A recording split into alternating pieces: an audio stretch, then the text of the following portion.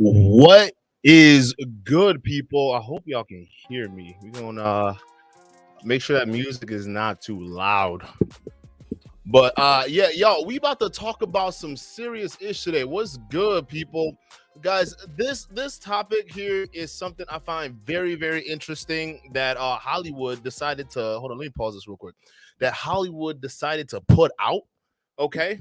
But not only that, but how it's almost celebrated. Now, the reason why I thought that we would do this video today, and for those of you guys who don't know, we're talking about Hollywood's new biggest big blockbuster for black folks, The Woman King. Okay, so it's being touted right now as one of the biggest, huge thing for black folks. Right, the big movie for black folks. No one else, right now in Hollywood is doing it better since Black Panther. That is the narrative that Hollywood is selling us right now regarding this movie. Okay, and for those of you guys know, The Woman King is supposed to be based off of a all women African warrior tribe, or it was not the tribe itself, but the aspects of their military were warriors, and Hollywood basically is depicting this tribe as a tribe of women who are basically defending against the European slave trade, right? The Europeans, the big bad white guys, are coming in here and they're taking over, and we got to stop them. And guess what? There is a huge tribe of women, because at the time there were a pretty big army. Okay, huge tribe of Amazon women, Amazon warriors is what they want to call it, right? That were here to defend against the slaver Europeans, right? So that's what the Hollywood media wants to sell you with this particular movie, right? But not only that, the one thing that I find disgusting is that a lot of black media right now, some of them in this space are touting this thing as one of the greatest things for black people, right? And here's the thing, we about to have a conversation, folks, because me being Nigerian, okay, and those of you guys who are Nigerian out there, and folks who are black Americans, okay, some of y'all who want to call yourself foundational black Americans, okay, you should not support this movie. Matter of fact, the title says what the title says. You should boycott this movie. I am going to be basically instituting that, because once you find out how crazy this shit is and the reason why we're so fired up about this, you will understand basically the agenda that Hollywood is tossing our way, if y'all don't even believe it, right? And the reason why this is also important, because we talked about this in the last episode, okay, in our long ass live stream that we did, okay? And basically it was a conversation of how black folks are depicted in media, okay? And a lot of people have multiple different ways of leaning towards this. One of the biggest way that they're leaning towards this is, well, we don't have enough representation.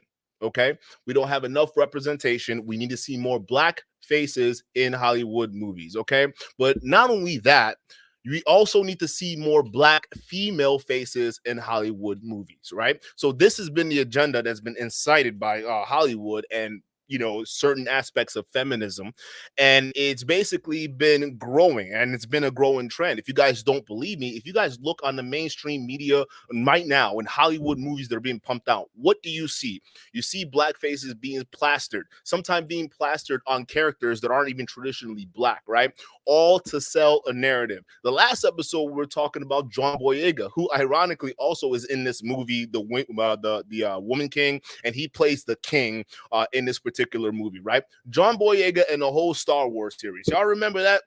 How Disney did him dirty with the marketing, how they plastered his face all throughout the media, letting you know, every single black American out there, that Disney is listening to you. And yes, we are going to put a black person right here in the leading role. Your prayers have been answered. And once we finally got to the movie, because they got a lot of black folks excited. Holy shit, John Boyega, black boy, leading in Star Wars. This is crazy. By the time black folks got to the studio or the theaters, they realized that they've been had. They realized the bait and switch with that, because John Boyega did not pan out to be what we thought John Boyega was going to pan out to be, essentially. That was pretty much it. So the same trend you see in Hollywood is continuing, and it's gotten to the point now that we have basically woman king. Okay, so now those of you gotta be like, well, what's the issue with it? All right, well, let's go ahead and break this down. For those of you guys who don't know, the woman, it's actually based out of West Africa. So let me pull a couple things up here,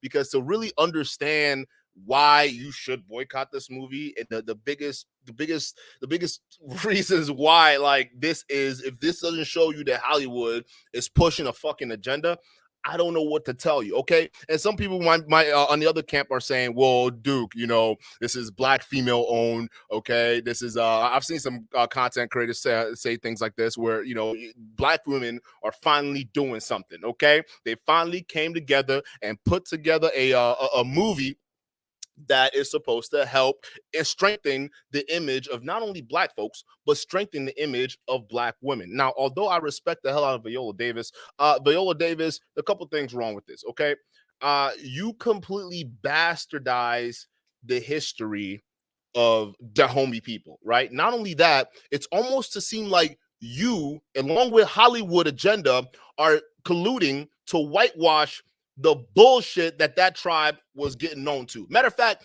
a lot of you black Americans in this country today, you owe the whole slavery situation, right?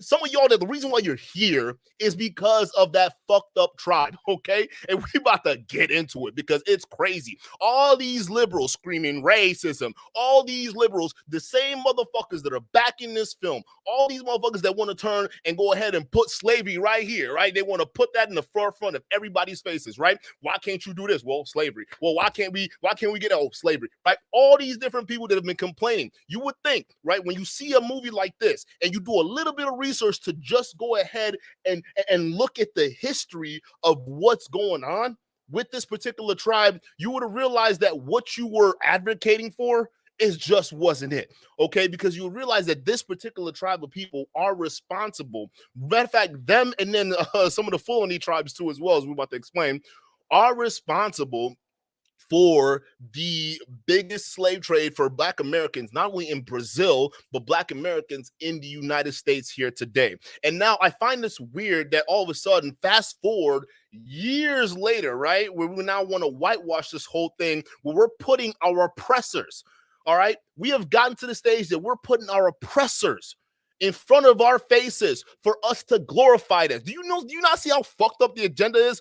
They got us so fucked up that they're putting our former oppressors and captors in front of us and expecting us to go ahead and worship them and glorify them as this big, great female warrior situation. As a Nigerian, I am pissed. And any of you Yoruba descending Nigerians out there, y'all should be pissed off. And one thing that I'm also pissed off about is because, listen, bro, black women, let me Viola Davis, okay, because we saw her marketing campaign with this whole entire situation. All right, talking about, oh, black men don't support this film because you guys are putting women down, right? You see the woke marketing that Disney tends to do, right? They end up blaming the fans, or they blaming men for not seeing the movie or not supporting the movie or anything like that, right? Although I respect Viola Davis and some of these other actors that participated in the movie, realistically, what is black women's obsession with representation in the media? I have to ask that question, because it is getting to a point where we're completely participating in the whitewashing history of our people in favor of this new woke Amazon feminist agenda that we have going on here. It has reached the limit. If y'all don't see these Hollywood colliding, putting black faces on there to go ahead and put our history oppressors in front of our faces, right? And it's, if the brainwashing has gotten crazy. It's gotten to the point where people aren't paying attention. So I really don't care if you're one of the people in these camps that are touting the show, the movie, as something that's great and some people that black people should be proud about. No, you shouldn't be proud of this movie. You shouldn't be proud of anything like that, because it, first of all, it's filled with complete lies, and second of all, once we find out the history of these people, as we're about to find out right now, you would realize how much Hollywood has been lied to. And then what also is very important, I want you guys to pay attention to the subtle manipulative tactics that Hollywood tends to do. There's a lot of conversations to have on there, but first things first, what is the woman king, right? Well, Hollywood will have you believe that this is a movie of a story of black Africans, right? Particularly African women who were considered Amazons. And essentially, their history was their strong resolve and determination as a warring class clan to go ahead and destroy and remove the European conquerors. Okay, this is the, and for those of you guys who haven't seen the movie, this is spoiler alert. Okay, spoiler alert. There's actually going to be a lot of spoilers in this particular video because y'all need to understand the difference between what Hollywood is putting out there versus reality. Okay, we got to understand the big difference. And by the end of this, I want to basically make the claim of why it's very important that black men need to absolutely take control of how their image and how their women's image are depicted in the media. I'm sorry for the people out there that are saying, oh, well, it was started by black women. Matter of fact, if this is the case, this is more of a reason why some black women with certain agendas probably don't deserve to be making movies out here without making proper research. Hot take. Okay, that's hot take. I don't care. Listen, Viola Davis, I'm sorry, because you should have known. And someone tells me that you did do your research, but you tried to put this spin on this movie the way you guys did to sell an agenda. The agenda Hollywood has been selling us for a very long time. So the way Viola's Dahomey tribe movie was spun. Essentially, it's a group of warring women fighting off European invaders, right? And these group of women were basically, they try to portray it as them being very reluctant to really participate in the slave trade, right? Because in one of the scenes, or at least in the starting part of the movie, the bunch of the warrior women got kidnapped, and then they went on this mission to go ahead and release them, and they did release them. They came back. The women, they became like heroes and things like that, right? And there was a bunch of like Marvel-esque type of fight scenes and like all these crazy stuff to make it really pop and really look cool, to really sell the idea to a lot of black women out there that there was a tribe of women out there in Africa that were all women and they can do what men can do. There you go. I said it. I said it. All right. That is the main thing, because that is the biggest agenda that we've been facing right now. If you don't realize it, that's what the whole feminism is all about, right? This is what happens when runaway feminism is taking its course. Okay, we get to the point where we're glorifying slavery. That's what it is. Okay, so the feminist agenda this whole entire time is to stop at no cost. All right, at all costs. What do you mean no cost? All costs. This costs them a lot of money to basically depict the fact that women are exactly the same as men. They're exactly the same as men in skills. They're exactly the same as men. Sometimes you'll have some crazy people making an argument of physicality, women and men being exactly the same. Women and men thinking exactly the same. All these different things, right? So they've done a great job in corrupting our kids by blurring the lines of what it is that the gender roles are really supposed to be about. And that's what we've seen with the rise of this new age feminism, and pretty much feminism before that. But this new age feminism really pushes a lot of that influence on the masses, right? It's even gotten to the point right now where a lot of women are feeling uncomfortable with the lifestyle that they're living because it's not natural to the way they were supposed to be living. For example, right?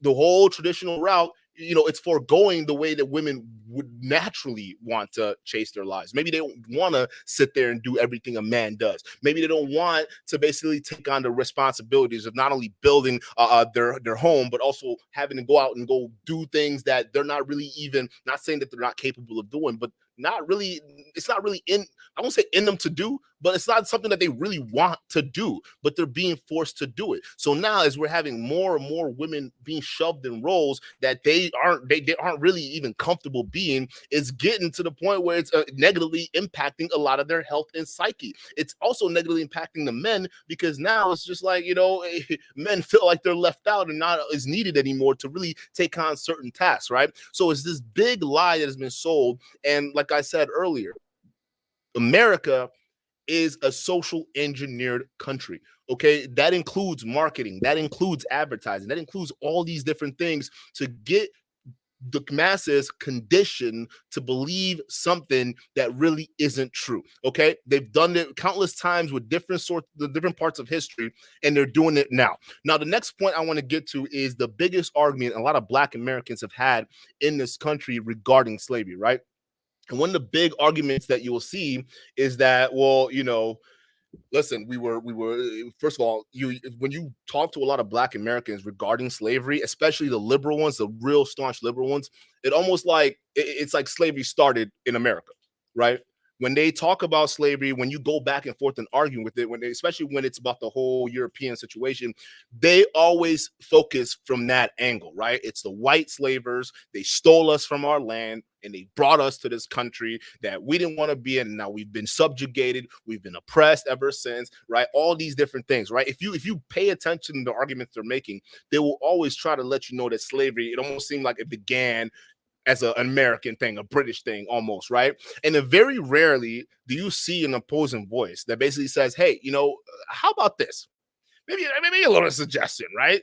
What if the tribes in those countries, what if they were also responsible for that slavery that you guys are complaining about, right? The slavery that you guys are talking about, because I mean, wouldn't it make sense? And a lot of times that side of the argument, you don't really hear that a lot, especially in the mainstream media. Matter of fact, even in this bullshit movie, right? They're trying to whitewash it like, no, our tribe didn't participate in slavery.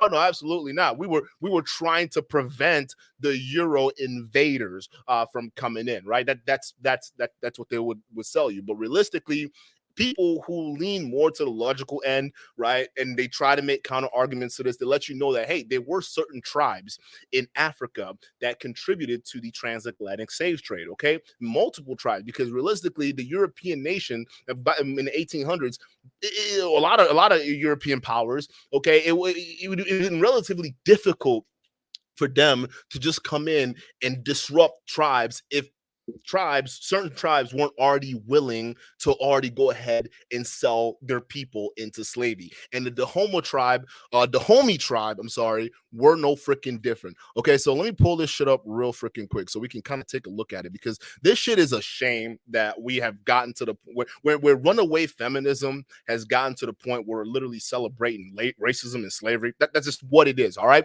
And the reason why we also have to talk about this is because I see no different within the red pill space. The red pill space, once we let it run out of hand, you start seeing some real racist shit pop up over time. Just pay attention, because that's usually, they're both sides of the coin. That's usually the route they go. You'll start to see some real sus, real sus shit pop out of nowhere, and it's just gonna really make you question. So let me know if y'all can see this real quick. So I'm gonna pull up a map here. Okay, so those of you guys who are gonna be watching us on the after show, those of you guys who are gonna be watching this right now, okay, if you're Nigerian, you should be upset at this, because listen, this has to do with West Africans. Okay, now to fully understand this beef, to fully understand the situation, you got to really know how the Dahomey tribe really came to be. Okay, so they were a tribe actually located in Benin. Benin is, if you guys don't know, it's a country in West Africa. Let me get my red pen going. All right, so country, oh shit, let me erase that. It's a country in West Africa, right near the border of Nigeria. So right over here, you got Nigeria. Okay, let me know if y'all can see it. Right over here, you got Nigeria. Okay, so in Nigeria, before and right over here, this is where the Dahomey Empire was. This little sliver right over here. Right, this is where they basically congregated and all that stuff, right? So in Nigeria, it was made up of multiple different tribes, okay? But there were three main ones. You got the Igbos, which pretty much resided right over here in this territory over here, right? You got the Hausas, which pretty much took over the northern territory over here, right? Hausas, right?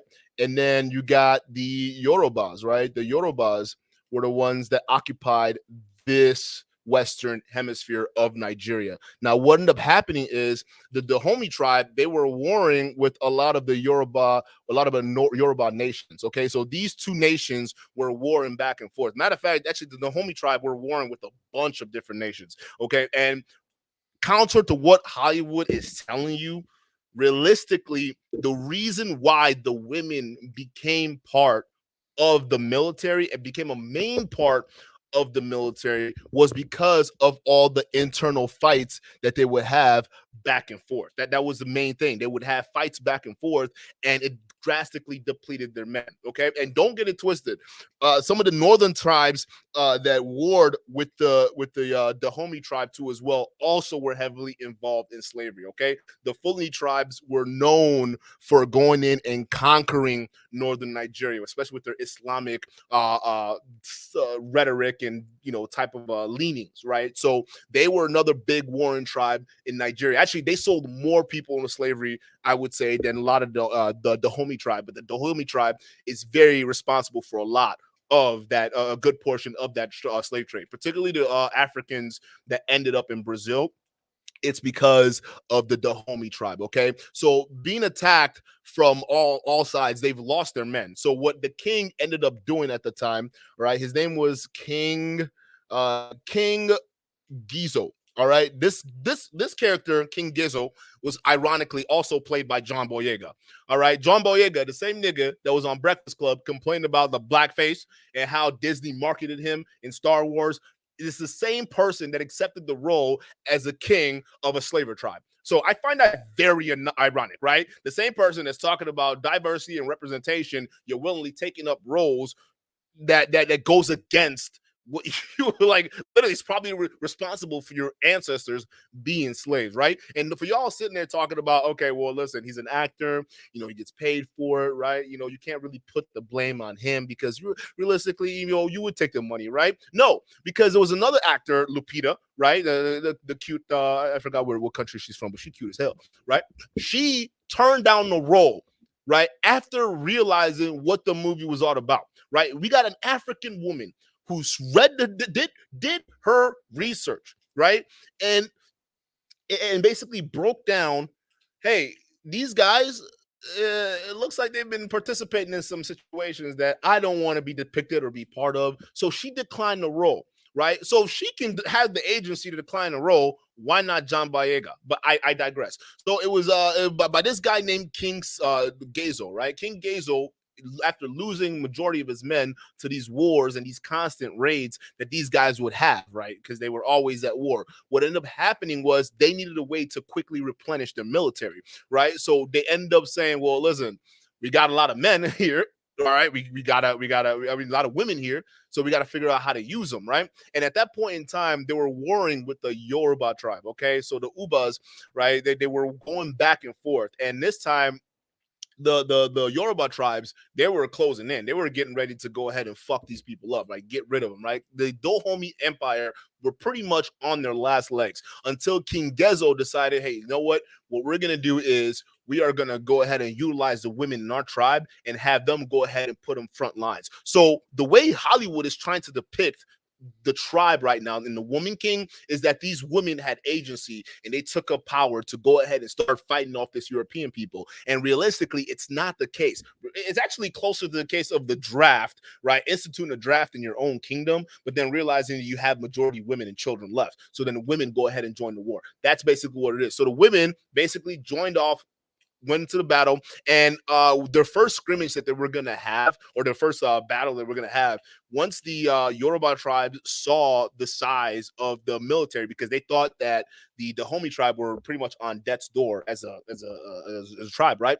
So once they saw the entire history, the entire the soldiers, right, with made up of women in armor, ready to rock and roll, they pretty much hightailed it out of there. They didn't want nothing to do with that. And since then, the Dahomey tribe made it a mission of their tribe, right, that success of that tribe requires them to be aggressive, requires them to be basically to dominate all the tribes around them. That's basically what it was. That's essentially what their MO was. That was their war doctrine.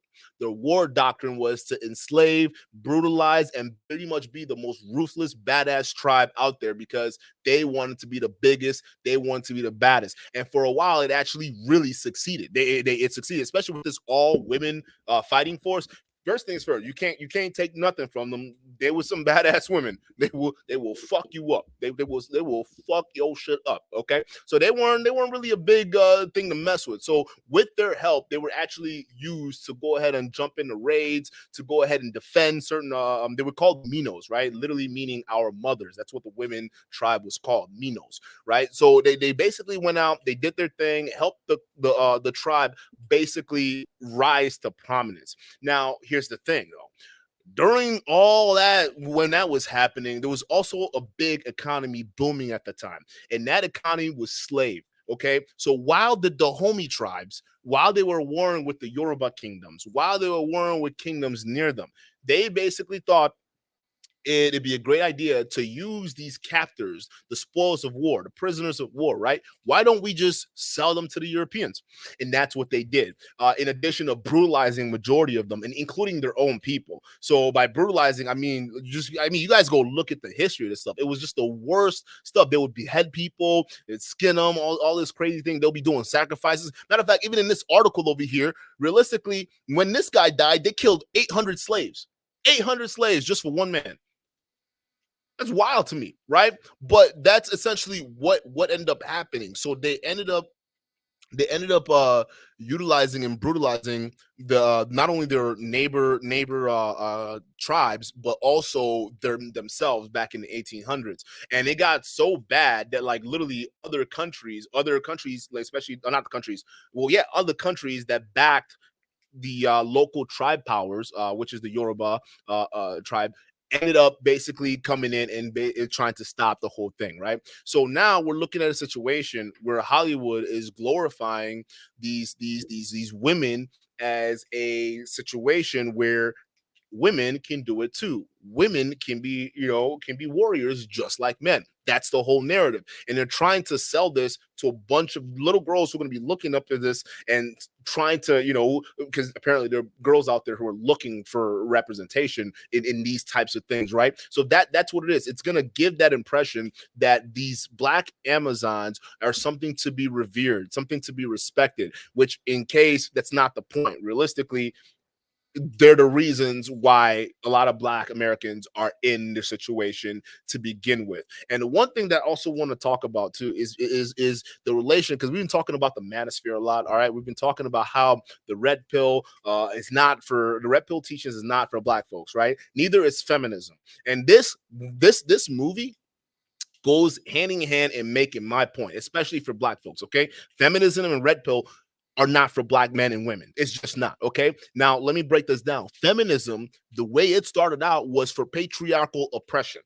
Think about that, right? White women in their homes were feeling oppressed by their husbands because they lived in naturally patriarchal societies. That's how they pretty much lived their lives, right? So when the outbreak of feminism was basically a revolt against women, against their men, it sucked at a lot of black women, getting them to and convincing them to believe that black men also were oppressing them. But it's not, it turns out that wasn't the case, because a lot of black men at the time were also slaves. They were also in the same spots. So where I'm getting at is, if we're able to utilize a movie, an example of the Dahomey tribe, of all women warriors, okay, doesn't that prove that African societies naturally tend to form egalitarian societies where women also serve roles? Meaning your ancestors, as a black American, as a black wherever you are living in this world right now, right? If you're ancestors of that trade, that basically means that we already had the ability to live in egalitarian societies. We already had the ability to put women in powerful positions. And if you look at the Domi tribe, the women were essentially rose to power using through the military and other spots too as well, because they were so revered. And you will find the same pattern in I won't say every single, but most African tribes out there, minus the northern ones, you will find a lot of egalitarian situations. So what does that goes to show you? It goes to show you that even from the motherland, black folks, we always treated our women, black men, we always treated our women almost always equal, versus the white culture. So if these motherfuckers want to take it back in the day, Feminism does not work for Black women because naturally it wasn't something that we put on our women. It is a completely separate issue. That's why I'm telling people right now, especially a lot of Black women who, here's the thing, Black women, Black men, we first things first, we don't have a community. Anybody telling you there's a Black community, they are lying to you. We don't have any kind of community. We don't have any kind of diaspora. Matter of fact, I'm even go as far as to say that it's hard for us to form communities. All right, we don't have communities. We're communal property. What does that mean? That means that our wealth, our ideas, our resources, our contribution to society is used up by other races, other groups of people before we even get the benefit. And they've conditioned us so much to basically accept the situation and continuously beg like we don't have our own agency to make things happen. This is the thing that riles me up when I see people in the media and they talk about this. It's like, you guys are feeding the agenda. This feminine thing that they're putting our girls and boys through college to listen through and all this, it's not for us. It was never for us because our people really never went that way. And the Dahomey tribe basically proves that. And there are other tribes in Africa that were basically on the exact same wavelength, on the exact same situation. So again, what is the consequences of what we're experiencing now, right? We got a lot of damaged people, particularly damaged women, particularly our damaged women. All right. We got a bunch of damaged men, particularly our damaged men. I'm talking about Black men, right? Because first of all, we're thrust into a fight that was never our own. And since the independence we've gotten, we were never really taught to understand or really, and I won't even say taught, but really, we were never really given a chance to really flex our economic power. We did at some point in time, but there were certain things put in place to kind of yank that from underneath us, and it's still in place today. There's a lot of that stuff in place today. But realistically, what needs to be happening, what a lot of Black Americans needs to be, we got to be looking at right now at this point, is not only realizing the agenda for what it is. And I'm talking about all these agendas, right? The main thing is the biggest push right now to get our faces in media. The first things first, we got to understand what kind of media are we trying to get our face put onto? What kind of media are we trying to desperately beg people in charge to make us a part of, right? And if you really look at it, you look at a media conglomerate, I'm talking Hollywood, that has been basically marred in racism, marred in prejudice, right? You listen, you don't believe it. You go read some stories about Hollywood and they'll show you how they treat Black people. It wasn't until the internet, until people start to really push for a lot of things. But Hollywood they've had that culture of racism, right? So this has been an industry that is white dominated. It's been white dominated for a very long time. We've been fighting to get our faces in there, and then when we finally do, we don't have control of it. What you think because Viola Davis got some money from some investors, right? And she was a producer, her man, right? That we finally got our Black owned thing. No, because we're still depicted in the wrong ways. We're still depicted falsely in the wrong ways. And by the way, Hollywood, when I say we need to stop putting our faces on whitewash story, or not whitewash stories, white stories, or traditionally white dominated stories like The Little Mermaid, right? And when I also said that we need to be pulling stories from African nations or African countries, okay, I didn't mean this. Okay, I did not mean you pull this bullshit. Okay, I did not mean that. Okay, when I say that there's stories out there of African nations and tribes that we can actually pull from and make it organic Black, we got to do a little bit more research than what we just saw. Okay, because the woman king, that's not it. All right. And what that tells me is that Black men, listen, bro, just like the Dahomey tribe that lost all their men and the women had to go into the wars. Okay. Black men, we got to control the media because this shit wouldn't fly. This shit would not fly. Okay. And all you ladies out there, sisters, I get it. It was a beautiful film. Okay. It may have come off inspiring, but what you have to understand is you are watching a film of your ancestral oppressors being whitewashed. I hope you know that. This is why it's important that we have to have our own media. We have to have a way where we control the narrative of how we're being depicted. Because Hollywood, either they depict us by slapping blackface on white stories, or they falsely they basically falsely report our histories. So my question to everybody is, how much is that worth? How much is that worth? Right? And realistically, you even look at that in the manosphere right now. You don't really see a whole lot of people talking about it. I mean, the only person I would say that's major in the manosphere space that really did a video on it was O'Shea Duke Jackson. But even then, I disagree with O'Shea Duke Jackson's take on it.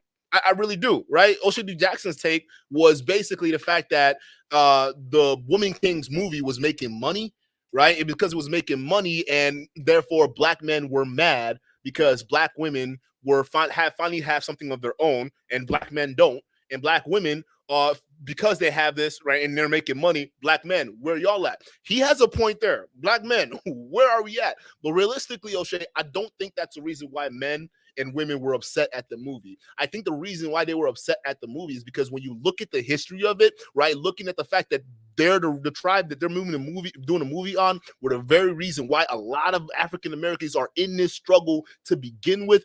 That's a legitimate argument. That is a legitimate anger to have when you see a movie depicting your oppressors as heroes, right? So you can't get mad at black men, okay? And all you ladies out there, you can't get mad at black men or even the black women who are calling this bullshit out, okay? You can't get mad at them because it's the criticism is based in truth. So when I see people talking about, well, black men are just salty.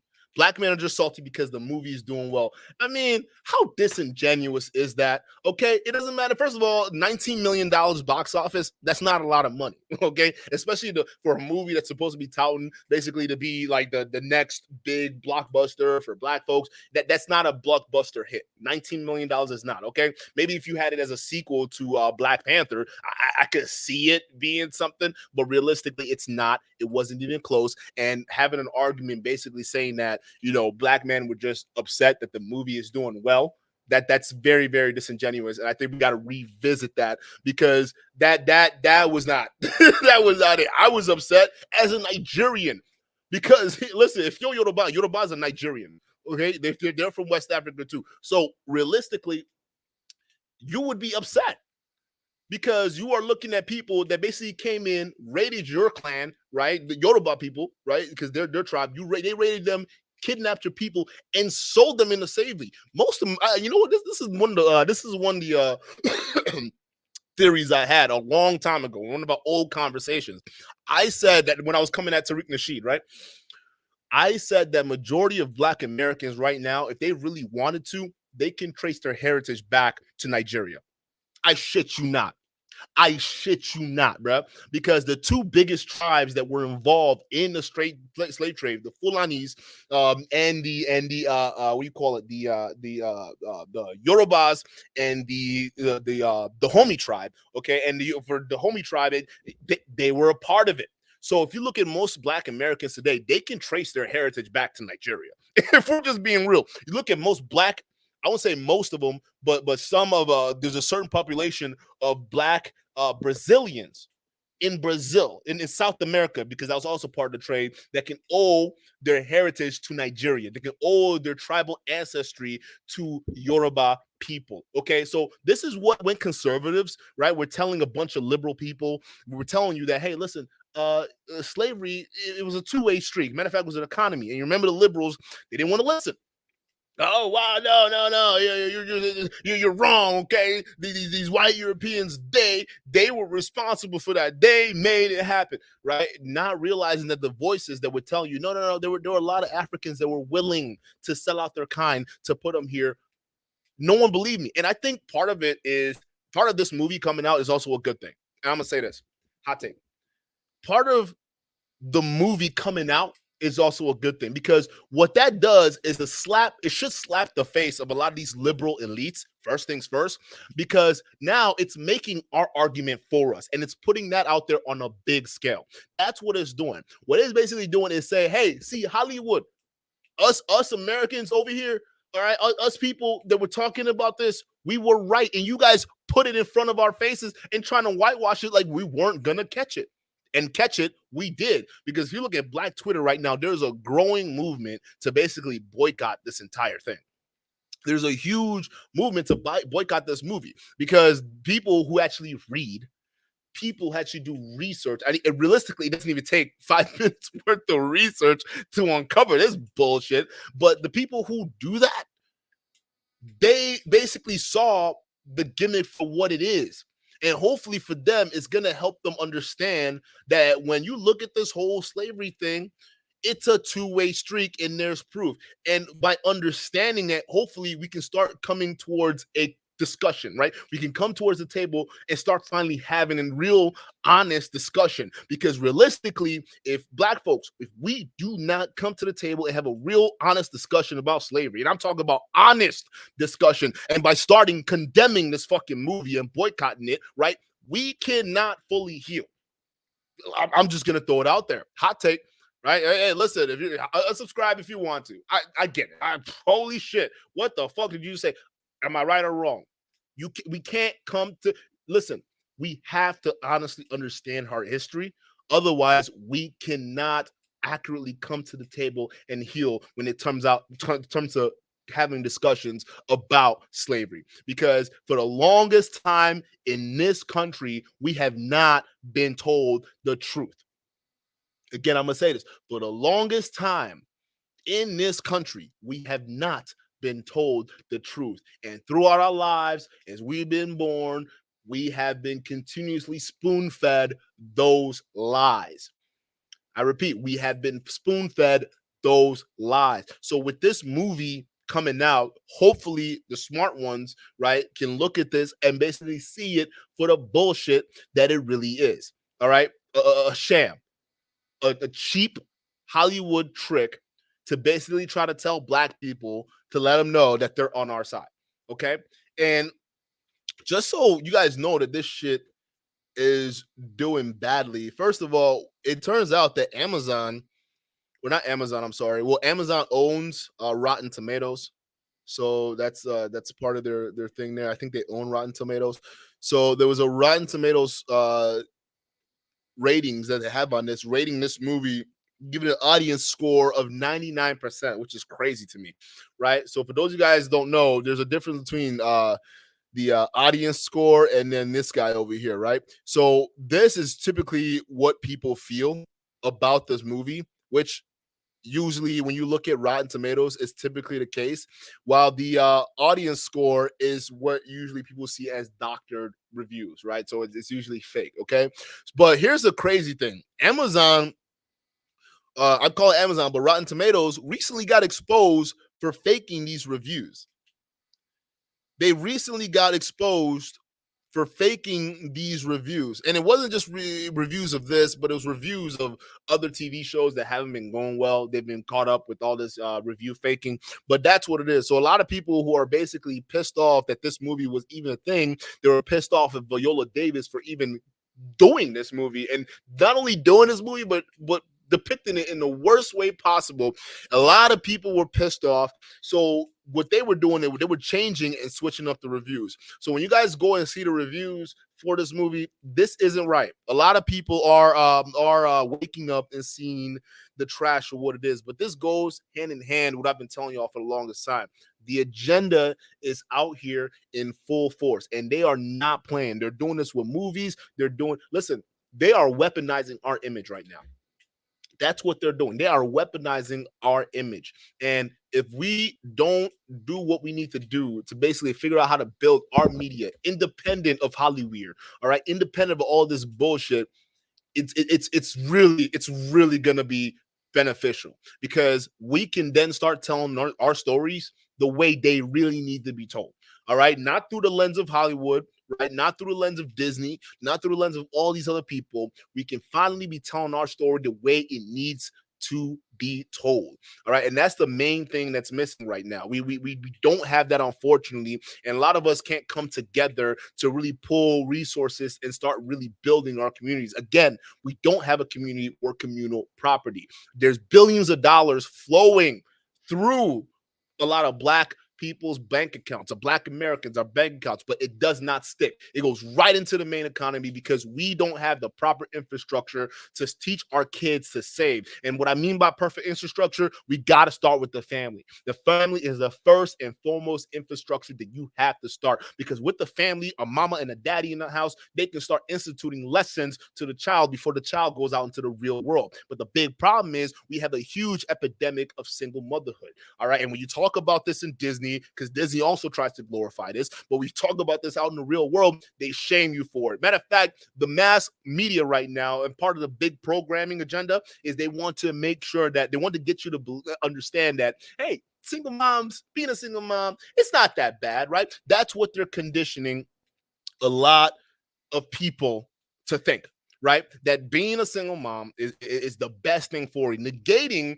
the negatives that can arise from just raising a kid by yourself in a world where inflation is always going through the roof, right? So you're going to need more than one, two jobs, three jobs, some of them sometimes, to go ahead and take care of one family. That's what they're putting out there. But if we had the standard infrastructure, which is the family, we had a father in the house, we had a mother in the house, the father did what a father did, and the mother did what she needed to do, which is the nurturing, which is the teaching of culture, things like that. Listen, a lot of kids will be coming out right now with a lot clearer heads on what's going on. Matter of fact, with family comes community.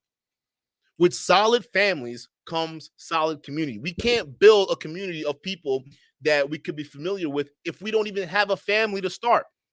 All right? There's this bullshit where the village come together and raise a kid. That's nonsense. That's nonsense. Ain't no real village unless you got men in there.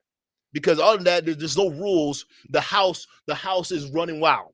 That's what's happening. And in reality, if you look at most Black homes, the house is running wild because there's no control. Mama isn't there half the time either.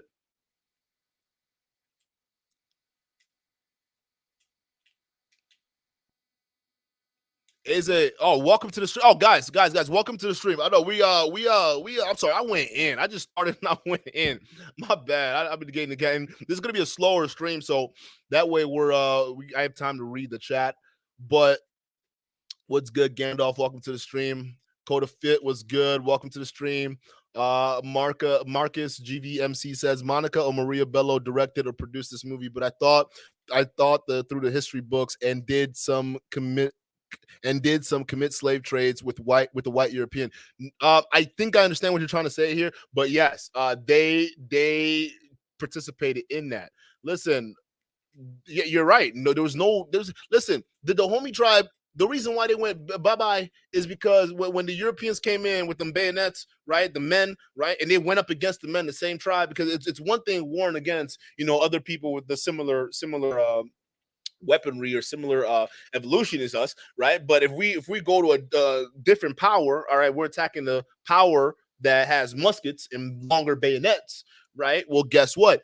I don't care how many women you have in your squad. Okay, they not winning that battle, and in that case, they didn't. Right? I think it was like what 400 French people died, French European died in the conquest of the Dahomey tribe versus thousands, literally thousands of women and men who also lost their lives. Well, majority women, because at that point they were swinging in full force. So realistically, this whole thing where the matriarchy and the women, all they can survive, they can run empires, they can do that. It's not real. It doesn't reflect reality. The main reason why the Dahomey tribe were using women is because their men either died during the raids by other tribes or the men themselves were sold into slavery.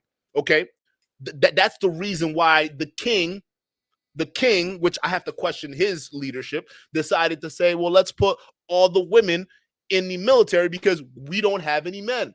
And he had them living in his palace and shit. He called them his wives, and they were also guardsmen too as well. So they did play multiple roles. And as brave as they were, realistically, it's not something that stands the test of time. Eventually, it falls down. You can't build an empire on female warriors and expect it to stand the test of time. It just doesn't happen, right? If you don't have men in the tribes going out there and doing what men do, which is to fight and die, your kingdom is not going to survive. It doesn't matter how many people you sell into slave labor. It does not matter how many people you kidnap. It doesn't matter how much money you get from the European powers by selling your own kind. It does not matter. At the end of the day, your time comes and the empire is over with, right? So that's the crazy thing right now. Black social media, shout out to you. He says that's why I started my own media channel here on YouTube, and videos and streams coming soon. Shout out to you. Go check out the channel. But yeah, we need black male media. We need black owned media, because realistically, this whole Woman King thing with Viola Davis, what this tells me, because you should see her tweets on Twitter when she was getting called out by black women, right? She was getting called out, and her tweets were like, well, listen, if you're a man, black men don't support this anyways, because they always somehow attack the men. It's always the men's fault when these things don't really go well, right? When you make 19 million box office, it's not that great. Not a lot of people have seen it, but yet somehow it's the men's fault, right? No, it's just people did the research and found that this was cap. Like, you're a whitewasher. Listen, it's one thing, Viola Davis, it's one thing to come out with a story, right? And it's accurate. It's accurate. Yes, the Dahomey tribe were as horrible as they were, and they sold their kind into slavery. It's one thing to come out and be honest and make a film about that, right? At least we can look at it from a neutral perspective. At least we can still admire the fact that, yes, there were black women who took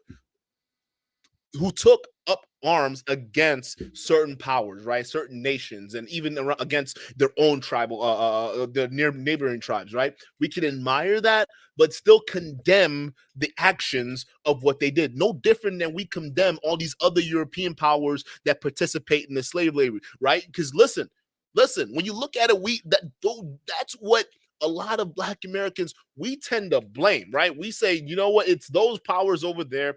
They're responsible for it, right? Our people, no, it can't be the case. No. With this, if they made the movie historically accurate, it at least opens the eyes for a lot of African Americans to see, okay, not only to get a better sense of how they got here, but to see the reality for what the world at that time was, the 1800s, the world at that time was. And that was a world where slavery was an economy. Tribes owned slaves, tribes sold slaves.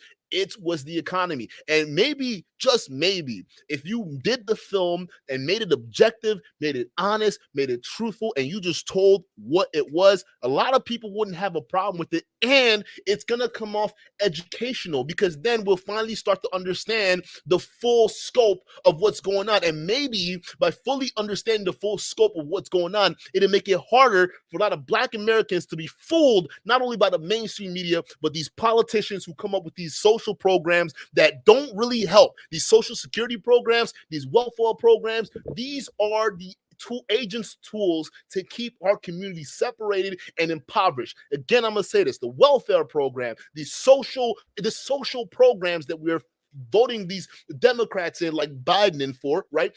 These are not here to help our community. They are long-standing institutions of law to keep our communities separated and keep our communities poor. If you don't believe me, a lot of welfare checks that a lot of single parents, usually single women, get in the household, usually the man is not required to be in the house. Otherwise, you're not getting that check. So you got to get your man out of the house. What does that mean? A child grows up without the father. Not only that, some of these welfare programs require that individual, that particular family, to be earning less, right? So there's a minimum or there's a maximum earning amount for you to even qualify for those benefits. What does that do? That basically limits your earning potential and keeps you stuck in these welfare programs, because you're seeing it as free money, but realistically, you're not seeing it for the tool to keep you where you are. So yeah, the government's saying, I'm going to feed you checks just as long as you're making $20,000 a year. But realistically, for you to keep getting that check, that's all you have to keep making, meaning you can't make any extra to basically support your kids. You can't make any extra to put not only your kids through better schools, but get them through extracurricular activities, get them out and about, going out and doing things. Right? You can't do that anymore, because you're not, first of all, if you do, they yank that social security check. They yank that welfare check right from your hand, and it's gone.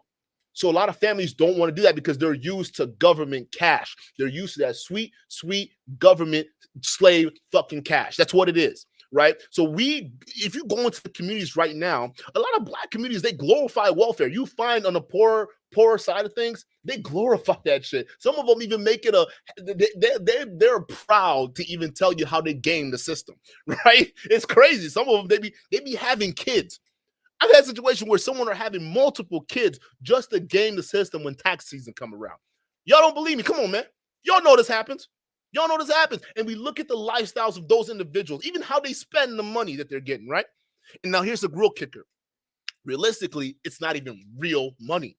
It's money that has been printed for the sole purpose of buying your promise, buying your vote, right? Because the money just came out, it came out of thin air. Okay, it was money that is basically debt that your future kids are gonna owe in the future because they printed it out there, and you don't realize that. So as you are taking these welfare money, thinking it's something that's gonna help you, it's actually separating and keeping your families impoverished. While the little money that does transact through the system is gone because we don't have a family to go ahead and teach our kids how to be financially disciplined. You see how the shit just goes in the full circle? It goes in one giant circle. The government gives us an agenda. We follow that agenda. We kick out the men in the household. We stay poor. And we give them whatever we have left. And the crazy fucked up thing is, all they have to do is promise us they're going to do more. And every single year they promise us they're going to do more. And they keep promising, and they keep promising, and they keep promising, but your life don't change.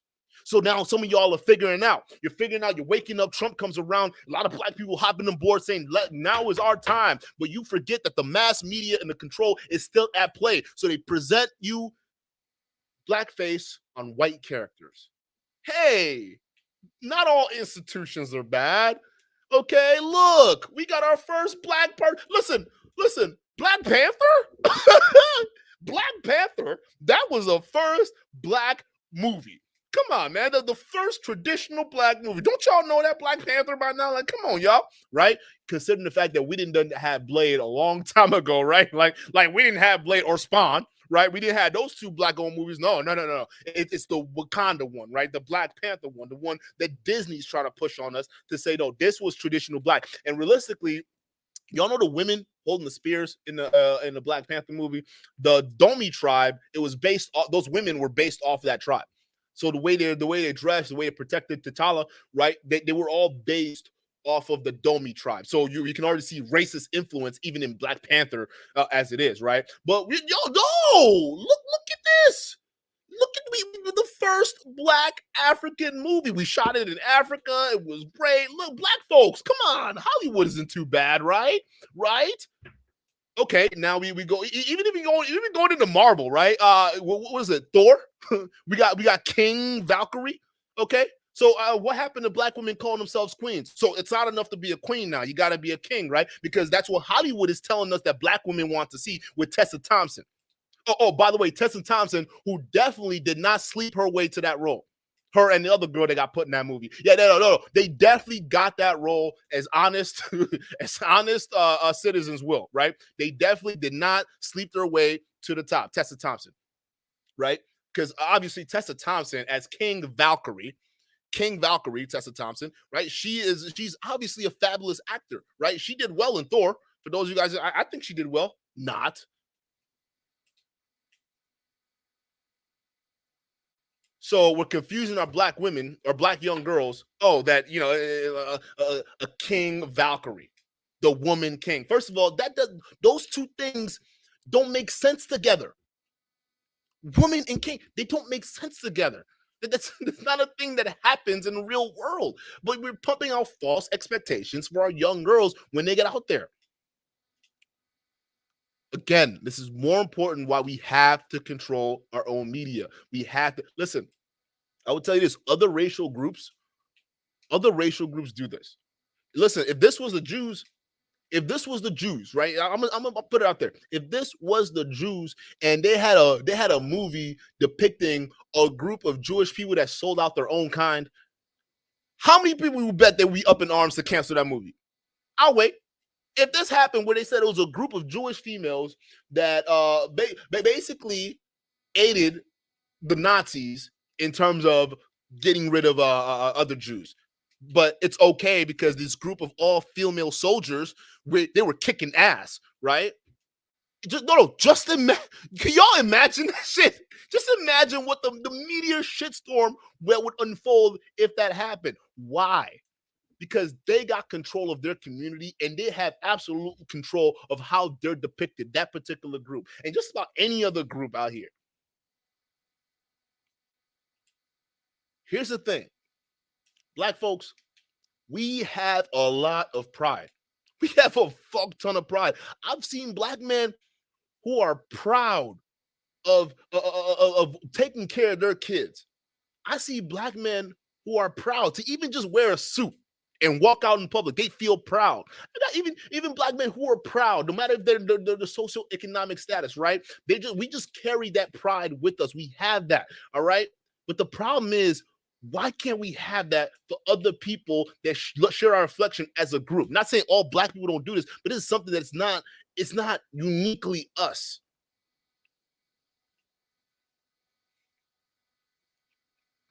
That needs to start happening. That needs to start happening. We have to start looking at ourselves more than just different cute creatures, more than just different people who lives on that block and that person lives on this block, more than different of that person being a pookie and that person being an educated lame. It's more different. We have to look past that. We're the largest group in this country, largest economy-wise, largest influence-wise. I'm talking about media in terms of music, hip-hop. And yet you tell me we can't come together and do something to take the narrative from what these Holly weirdos are doing? You tell me we can't do that? I find that impossible to believe. I find that very impossible to believe. Let's continue. Kobe says, guys, hit the like button on your way into as well. Likes free, so's a show. This actually show might get put on a different channel. So it might be members only here, but clips will be on my other channel because I wasn't sure if this was more political, right? So it probably will go on that channel. But I think it's also something that a lot of folks in the manosphere need to hear, especially knowing that there's not a lot of people doing videos on it in this particular space, aside from O'Shea Duke Jackson.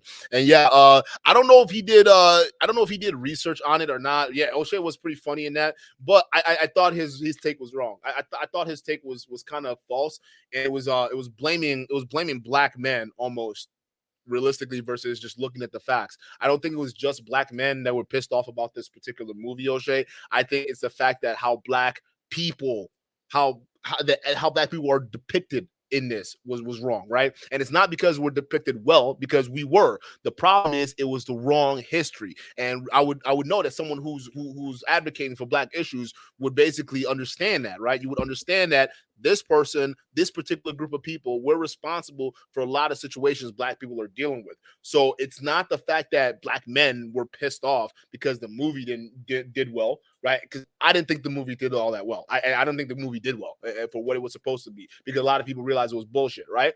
No, I don't think it was the case. I think it was because of what the history it is, and a lot of Black men are logically so calling out the bullshit that we see, right? The whitewashing of history, because this is something we complain about a lot. Our history gets cleaned out. It gets whitewashed, right? A lot of our inventions, a lot of our contributions, including jazz and what do you call it, music, right? Elvis Presley whitewashed our shit, right? Whitewashed our movements, right? We watched some Black guy doing it in a bar, copied his flow, and then became popular. And it wasn't just him. There was a lot of other bands that copped off flow. When we have a situation, when we have something that's supposed to be African, uniquely African, that's supposed to share our history, we can't have people whitewashing it. So if we're going to tell the story of the Dahomey tribe, right, we need to tell the story for what it is. This is why we need to control our image. This is exactly why we need to control our image. So I think O'Shea was wrong in his take on it. It was a funny ass take. And this is at no point, we're not going at O'Shea or anything like that. You know, I fuck with him. But, you know, you got to call people out when they're wrong. Okay. So I think he was wrong because he basically came out and saying that Black men were pissed off. Black men ain't pissed off at this shit. I think everyone's pissed off because they're whitewashing our history in front of us, and black women are supporting it. A lot of people, black women and simps, are supporting it. That's what it is. I am not for, especially as someone who came from the country in question. Okay, I feel the need that we got to chime in here because the history, it doesn't match up to what the movie is saying. Just saying. Black social media says what the younger generation doesn't know about history will be repeated many times over and over into the future. Absolutely. Absolutely. You kidding me? Yes. It'll keep being repeated over and over and over and over and over again because we failed to learn from it. This is what I'm telling you. It's a good thing this movie came out, but it's also a bad thing. The bad thing I already explained, right? It's whitewashing the history. But the good thing is, at least it's putting in the forefront for a lot of Black Americans to actually now do the research into slave labor, slavery in that time in the 1800s. Do the research, because for the longest time, there's been a lot of people who think that slavery somehow just started in America and didn't look at the rest of the world. So when they looked at other people saying, hey, wait a minute, well, what about Africa? Y'all sold y'all people into it. They don't want to hear it. But now this movie is in front of our faces, right? There's a tribe right there that was directly responsible and selling out people to the United States, to the South Americas, right? To the European countries, right? We have clear proof that there was a tribe that they did it aggressively. So, I mean, they because the movie, what the movie would have you believe is like, yo, we were reluctant. We didn't want to sell our people into slavery. No, absolutely not. Why would we want to do? No, but we have to. We have to, right? Because, we have no choice. We really want to focus on the palm oil trade, right? We got to focus on that. That's what the movie is. They're basically making it seem as though that the Dahomey tribe, the women people, right, at least this subsection, didn't really want to do the whole slavery thing, but they felt like they had to because of the economic conditions at the time. But they really wanted to do is switch over to palm oil. That wasn't the case. In the real world, they wanted to do slavery. They went out of their way to capture and raid other tribes just to sell them into slavery. They did this so much is that's how that particular tribe became the most powerful tribe at that point in time, right? They became the most powerful tribe because they sold out. The movie wants to have you think that, no, they were defending as European nations. No, although the Dahomey tribe did fight European powers, certain European powers like the French, they traded with them. They got a lot of guns. They got a lot of resources, horses. They got a lot of that. So they spearheaded the slavery thing because they made it part of their doctrine, their war doctrine. So when I see this, right, the younger generation has no fucking clue. They don't know. They don't know what is happening right now. And it's up to us because we are the future. We are supposed to help them. They're the future. A lot of people are not doing what they're supposed to be doing right now, which is saying the truth. So if we don't say the truth or we allow Hollywood to whitewash our history, we are doomed to repeat it. You mark my words. You see the way this runaway feminism has led us to us glorifying our oppressors, right? No, that's what runaway feminism has done. We've gotten so obsessed with seeing representation. We've gotten so obsessed with wanting to see an all-woman kingdom, right? That is so different from the patriarchy, because in the West, the patriarchy is all we see, right? We want an example of a matriarchy. So once Hollywood gets their two mergers of, yes, we got a society full of warring Amazons, right? We got a society full of warring Amazons. When they get their feel, and then on top of that, they get their color feel, right? Because now we got black folks in there, right? Not only have a black-led movie, but then it's also about black women in front war positions. That's a twofer. That's a feminist dream, without realizing that what y'all did to get that dream was to put the oppressors of your people in front of the screen, expecting us to glorify them. For what? Because they were women and they had swords and they were killing people? You give a girl a sword right now, she'll cut a motherfucker. You give a girl a gun right now, she'll shoot him. So that's not the case. That's not the point. The big point is runaway feminism run away, all this. When you buy into this bullshit, this is what it ends up being. It ends up becoming racism. It ends up becoming racist. Unknowingly so.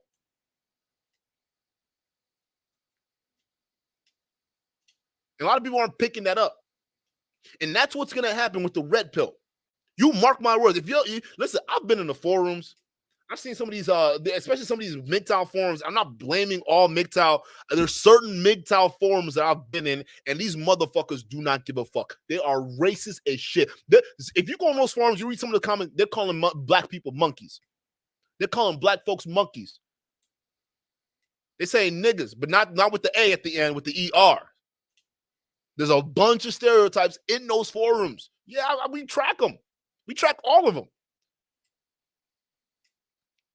So if you don't think that runaway racism is going to appear in the red pill space as soon as this shit takes off, and it's taking off right now, courtesy to Andrew Tate, you will see a lot more runaway racism on the male side. Because again, this red pill shit, just like the feminism shit, it's not a black man's issue. The red pill popped up as a counterpoint to feminism. Now, mind you, feminism was a white man and a white woman's issue. So why are we being used as communal properties for issues that don't concern us? That's my question. And we're proud of it too, some of us. You see some black college girls, some of these young black college women, they're proud of this shit. They're proud of glorifying a message that had nothing to do with us in the first place. A lot of young black girls are proud of it. It goes back to what you're saying, black social media. If we don't understand our history, we are doomed to repeat it. Our people, we were never patriarchal towards our women. Matter of fact, it's even in this movie, you take it back to the tribal days, we elevated our women into positions of power. Even in our tribe, Igbo tribes, our women held political power. Our women held important positions. So Africans, where we came from, your ancestors as a black American, you were never in a situation where you had to dominate your women like that. It was always usually egalitarian. It wasn't until this whole whitewashing bullshit of feminism with the white women and their struggles with their men, they decided to go ahead and rope in black women, especially the white black women here. Listen, the black women here and the black men here, you guys were never, that was never your problem. That feminism ship, it was never your problem. Because when y'all came here on those ships, on the bottom of those ships, you know what happened? You and your man were in the same spot. That's right. When them niggas, Dahomey tribe, when they sold y'all here in those boats, they brought you here, they brought your children here, you and your man were in the same spot. When you were crying and you had to look over, your man was crying there with you. When you were getting whipped, your man was crying there with you. When you were picking cotton, your man was crying there with you. When the white women and the white men whipping your butts, your man was there with you. But all of a sudden, we get a little bit of independence, we get a little bit of integration, and our women forget. We forget our men has been standing on our side the entire time. We forget all that. Why? Because of the social conditioning and the brainwashing. They brainwashed our women to believe that our men were the enemy alongside with the white men. And then with the black men ever becoming confused, ever becoming realistically, even to the point where we are right now, not understanding what was really going on constantly, because the pressure that the man put on us for a lot of black men, it has not stopped. It may ease up for a lot of the ladies, but it has not stopped for the men. A lot of black men are still worse off.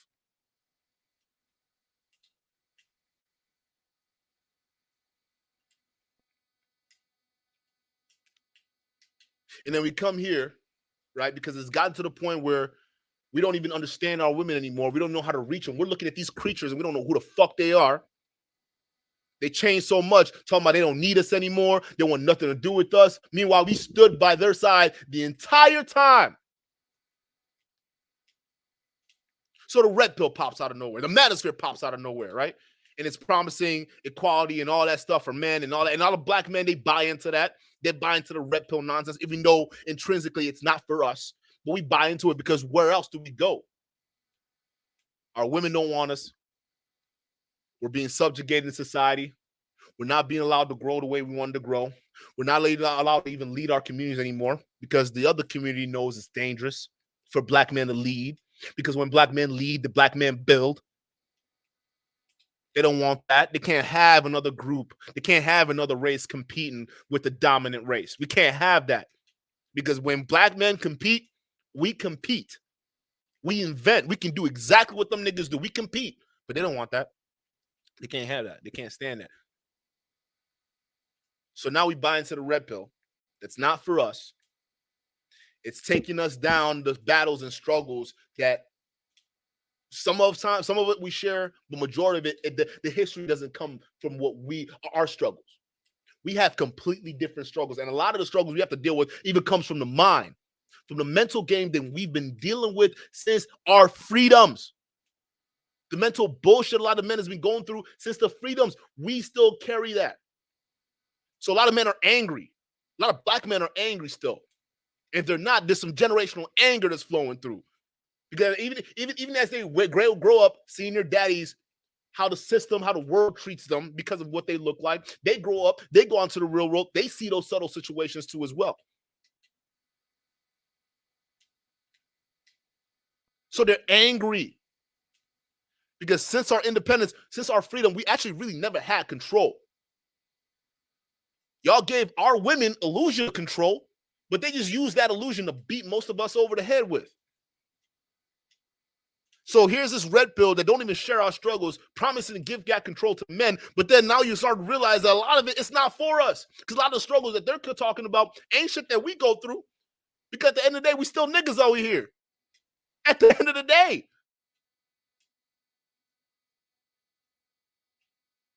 Where's our shit?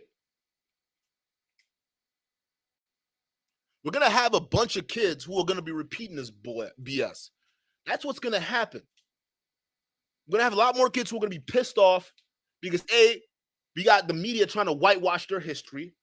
B, we got the media basically telling them, you're a boy, women are on top right now. Okay, we need all women. We need an all women situation. Okay, no more black male representation, right?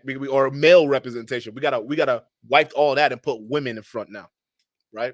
And it's bad enough they're not just women. We got to make them kings now, right? King Valkyrie in the movie Thor. We got to have the woman king. I mean, those two things don't even make sense together. So our boys can't even look at the media right now and see themselves as kings. That's what you're saying. That's what Hollywood is doing. Our boys can't even look at the media and see an accurate representation, even superheroes, without Disney trying to whitewash them or feminize them and make it all females.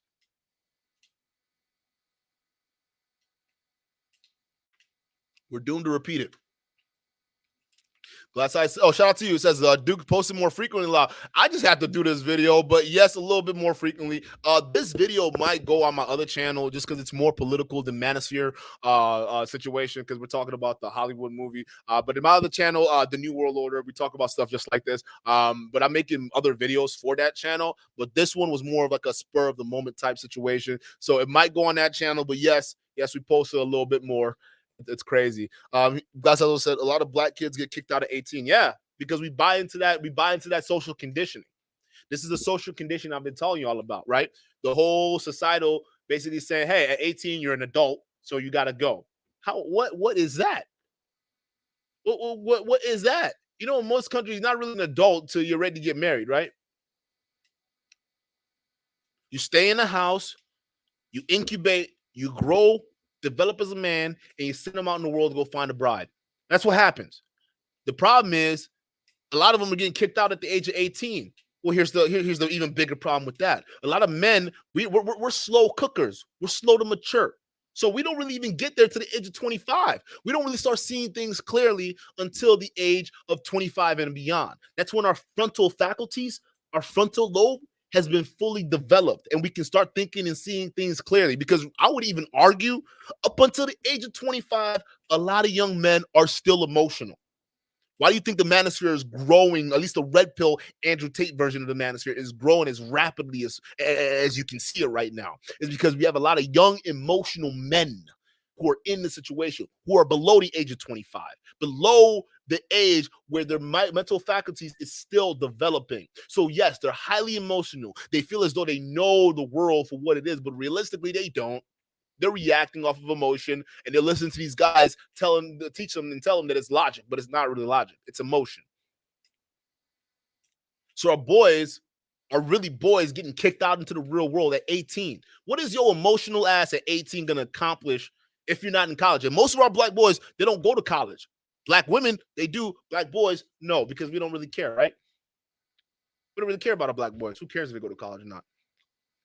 Even the black women in the houses, they focus more on the girls than the boys, if you really even think about it. So you're a baby, 18, out in the world. What the hell are you supposed to do? And for some of those families that do end up kicking their kids out at the ages of 18 and whatnot, to them, some of them, you can't really blame them, right? Because a lot of them, they're under financial stress. A lot of them can't even support the household the way it is. So they're excited that their kid is off and it's the world's problem now. Now the kid has to go out and has to figure it out. Now he's angry because he hasn't been taught or given the proper tools to figure this out in the world. And what happens? He falls into one of these traps that society has laid out for men just like him that share his reflection. Their traps all laid out. Make one wrong move, you're either locked up or dead. That's reality. And the white and the red pill, when you talk about black issues in the red pill, when you talk about black issues like the whole George Floyd issue, the whole, the racist, they shut that shit down. There are people who don't like this conversation. They don't like it because it's red pill. We're supposed to be men, right? Bootstrap. But there's still societal situations that are holding people that look different from the white back. The red pill does not acknowledge those problems for men. It acknowledges the greater problem for men, right? Which is the mistreatment with women, right? The unfair double standards, right? It addresses those, and those are true. But particularly black men, when we talk about black issues, when we talk about black issues in terms of the display of the distribution of power, right? Overwhelmingly, who joins police forces? Is it black communities or is it white communities? Overwhelmingly, who joins political campaigns? Who tries to enter political office majority of the time? Who runs for that stuff, right? You see a lot of white Americans versus black Americans. So we're not even putting ourselves in position where we can seize power. At least level out the playing field. We're not. Because a lot of us don't come from those backgrounds. And here's the crazy traps that you start to see with a lot of these places, right? You start to see these traps especially from these liberals, right? The foxes, right? Muhammad Ali talks about this, the difference between a fox and the wolf, right? The wolf is a big bad. You already know it's a wolf. Yeah, you can't really do much about it. If he's gonna come, you close the doors, otherwise he's gonna huff puff and blow the bitch down, right? But then you got the fox. The fox, a sly motherfucker. He looks like the wolf. So the sheep can be worried about it. We're a little apprehensive, but the fox, he's a sly motherfucker. He slides and smooth. He say, hey, listen, bro, I know I got the fangs, like my counterpart over here, the wolf, right? But look at me. I'm a small, harmless thing. I'm actually your friend. I'm more your friend than your enemy, right? That's what the white liberals do. No. I'm more of your friend. I'm not your enemy. I'm not these big bag Republicans. I'm your friend, right? And then while you're not looking, they're stealing your sheep babies, conditioning them, right? Putting all these expectations on them that aren't real and corrupting them for the next generation in their benefit. That's what the foxes are doing. That's what the liberals do. So they come in here, they say, oh, well, no, we care about your issues. Oh yeah, we care about your issues. Look, we're doing things like affirmative action. Look at me. Look, affirmative action. Whoa, would you look at that? Now we could almost guarantee a situation where black folks can get ahead. But in reality, we know that's not the case because what the affirmative action does is forcefully place people in positions where they're not supposed to be at because they didn't test right. They didn't test place for that position. They didn't qualify for that position. We see that even in Hollywood and big corporations. We're putting people, especially people of color, in positions where they really even earn it. They shouldn't even be there. And things a lot of them know they shouldn't even be there. So they either end up flocking out, especially in some of these schools, right? These Ivy League schools that, and a lot of black folks, especially black women, are flocking out at massive rates, right? Because they didn't put in there and placed in there, but it's not something that they test out for. But guess what? If you make it all fair, then the Asians win, and that's not fair. That's racism. We got to make it fair by rigging the numbers. So it's not going to be about your test and where you actually mentally rank, and if you're qualified to be in that room or not. No. We just got to make sure that the color matches. Because look at us. Look what we're doing for you. Look at all this stuff. You don't realize that every single thing the Fox liberals put out for you, the agenda, even the conservatives, they do the same shit, right? That's what they're both on the same grift. Okay, those are traps to subtly keep us in the same spot. We don't need them to do shit for us. I'm gonna tell you that right now. We don't need them to do anything for us. We need our community back. About getting our community back, we need our men back. And the manosphere isn't gonna do it. We got to figure out how to do it.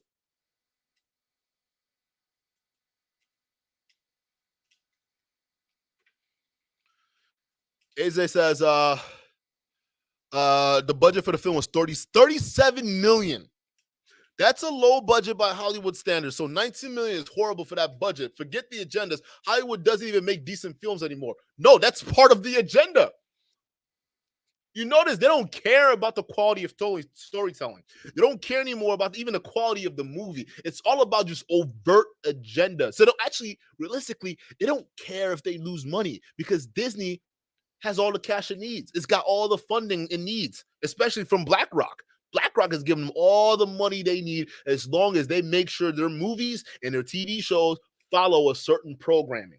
That's the only reason they're still doing it. So it doesn't even matter that the movies are profitable anymore. They don't care if it's profitable. They want you to see the movie because the thing is, it's not even about us adults anymore. It's not about us. Just like the Foxes, they're going after the babies. They're going after the weakest minds.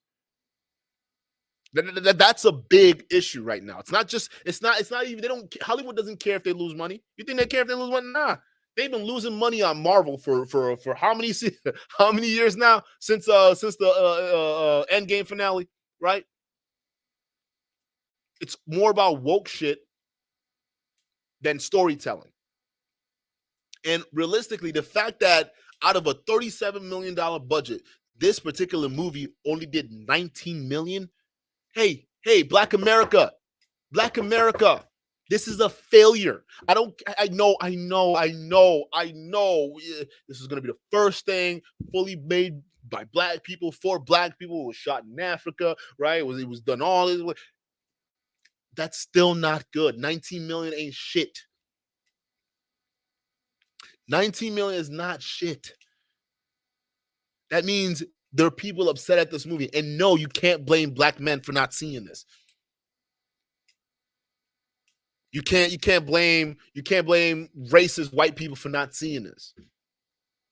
Just blame history and poor storytelling. So Viola Davis, I'm sorry, bro, you will file for this one, especially knowing the story and trying to retell it to whitewash your own history. That's fucked up. So I'm not surprised it didn't make movies. They don't care. Black social media says we no longer have communities among us, just temporary outposts. Just be real. What? No lies told.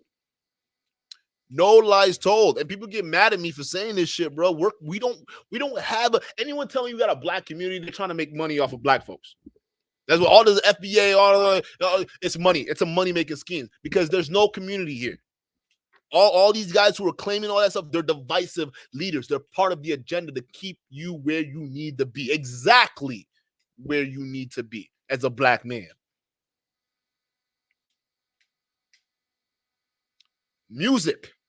These new artists, drill rap. A lot of these dudes are talking about, oh yeah, these gangsters are supposed to be like the soldier arm of Black America. No, the fuck they don't. These motherfuckers run when you see cops. That's the first thing.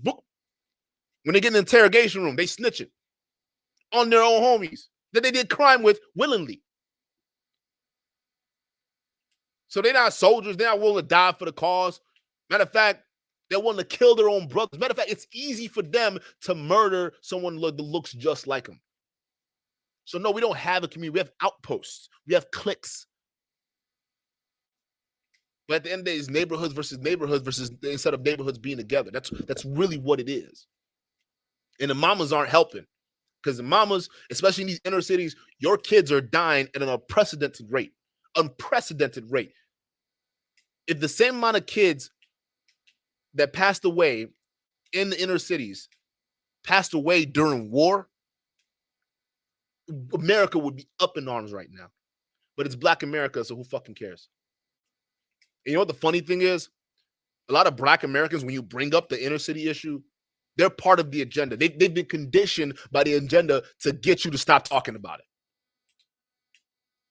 But how can we come back to the table and be honest about our situation if we can't even be honest about real things? How can we be honest about fixing our community when our media doesn't even want to have the conversation that our boys are murdering our other boys because there's no daddies in the home? How are we supposed to do that? Because we as Black folks in this country, we are not together on this. And when we try to have the few voices that tell the truth, we jump on them. No, don't talk about that. No, don't talk about that. What you mean inner cities? If we're going to start healing, we have to be honest about what's going on.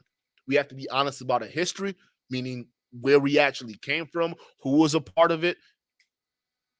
And we also need to be honest about our current situation right now. And this is not to say that there aren't Black folks out there doing their thing and making things happen. It's just that there's not enough of us. Don't get me wrong. There are more Black folks now making six figures and above, but where's the communal aspect of it?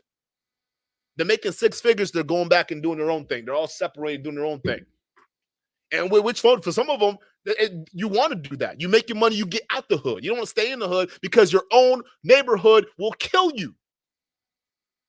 So you got to make your money and go out. You can't even come back in and build your own neighborhood because the system has been so fucked. The economic advantage has been gone a long time ago, right? So niggas' mindsets is just fucking warped, all right? It's survival now. It's dog eat dog. It's me or you. And a lot of times, it's the people who come back to help that get got.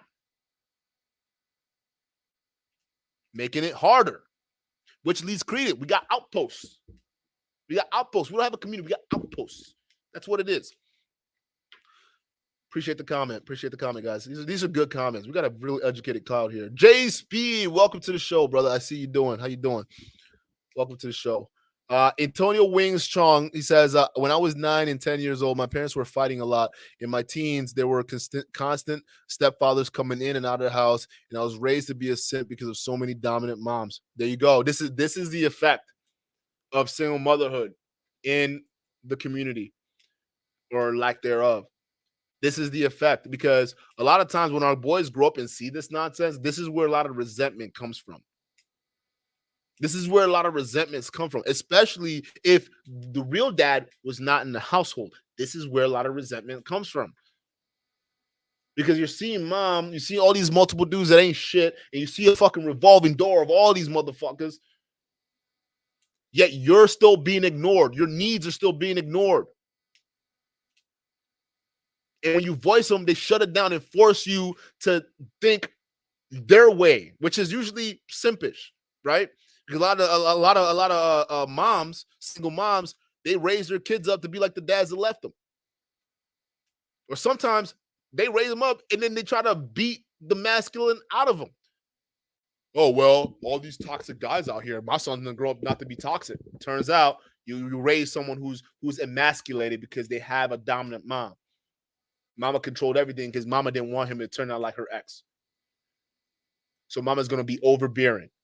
Mama's not going to let the boy go out and experience shit. Mama's not even going to let the ball fall. learn, grow. Mama can't let that happen. Mama's got to be involved. So when a kid grows up, has no fucking agency, right? He's gonna be all about mama. And then when he goes out to try to meet a girl to grow from there, he can't really grow from it because he's gonna be looking for somebody as dominant and destructive as his mama. And he's not gonna realize it for a very long time. And a lot of times, those men, they end up going out and finding their mamas. They end up dating their mamas. They end up dating the dominant type of woman that keeps them smothered.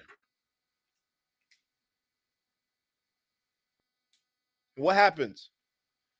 Well, eventually situations occur where either the woman cheats, she leaves the situation, or something worse.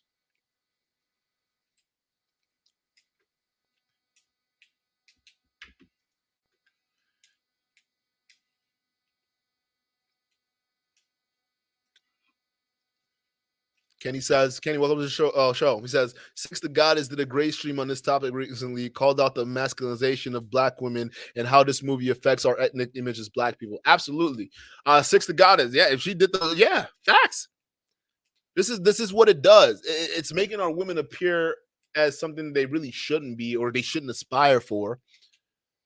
And it's ruining our image. It's destroying our image and what we're supposed to be, who we are. It's creating a white version of it. That's what it's doing. It's creating a white version of our history, of what white people see black women as, right? In a new feministic lens. That's what they're doing. New Jordan era, welcome to the stream, buddy. As it says, the European basically took advantage of the Warren tribe period in Africa, but no one is willing to tell that story. We're sold out by our own. When we tell our brothers, they ignore it. This is what I was just saying. They ignore it. They ignore it. They matter of fact, they actively don't want you to say it. You can't sit there. You can't come out and say that black folks, Africans, were the reasons why, we're here as slaves. They don't want you to talk about that, because then it forces us to be honest. That's honestly what it does. It forces us to be honest about the slave situation and how Hollywood and how Americans, black Americans, cannot keep putting the blame on one side of the fence based off of the way they look, whiteness, right? We got to hold our people accountable too. And here we have a great example of a tribe that was responsible for that, and yet we're glorifying it. We're supposed to be holding them niggas accountable. Hey, what is this? And what can we do to make sure this doesn't happen? Because I'm going to tell you this, it's happening in Africa still. There's still slavery. Go to Libya. Thank you, Obama. Hey, Obama. You Clinton, what y'all did in Libya. Yeah, y'all capped Gaddafi, right? He's gone now. Hey, there's slavery in Libya right now. Thank you. Thank you for that, right? It forces us to face the truth. That's why a lot of people ignore it. A lot of black folks ignore it because you got to now talk about, hey, there were other people that looked like us that sold us out. Let's have this conversation. It's tough.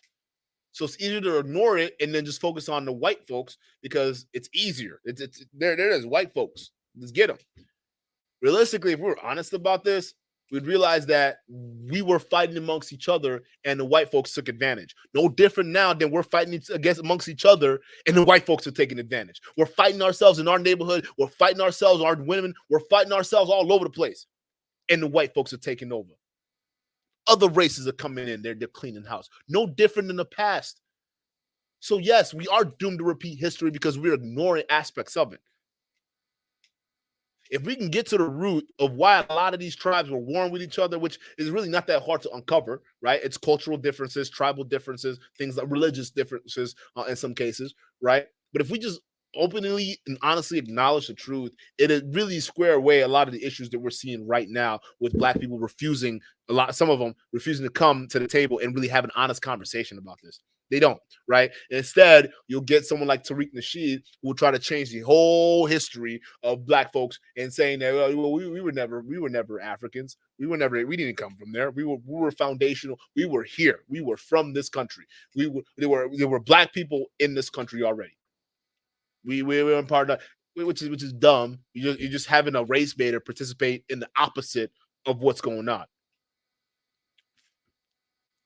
We can't fully see the history for what it is because we got dingbats like that who are creating new histories for Black folks or actively helping them ignore it.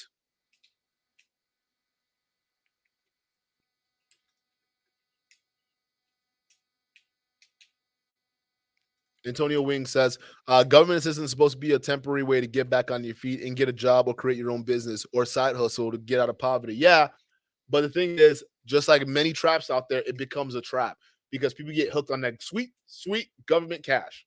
That's really what it is. A lot of people that start getting on welfare, it's very hard for them to get off because it's so they get so used to it. Especially once you start realizing how to game the system, you know the interconnectedness of it. You start gaming the system. It's hard to get off of that. You can't get it's hard. It's hard.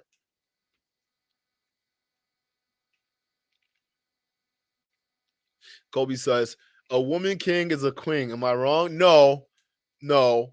But Hollywood wants to use the word king because they're trying to blur their lines between femininity and masculinity, further confusing your children as they grow up, right? And stop being about kings and princesses. Now you can be a king if you want as a woman. That doesn't make any sense? Like a woman king, a woman king. Does that make any sense? But no, to us it doesn't because we've lived in this world already. But to the children who are growing up and seeing this bullshit, they're gonna be like, oh yeah, of course, women can be kings, which is completely false. So this is how they get to your kids.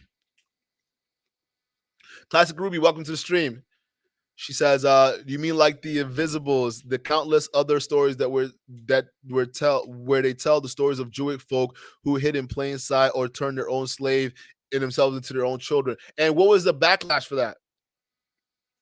They didn't try to whitewash that history, did they? Because if they did, they'd be up in arms. But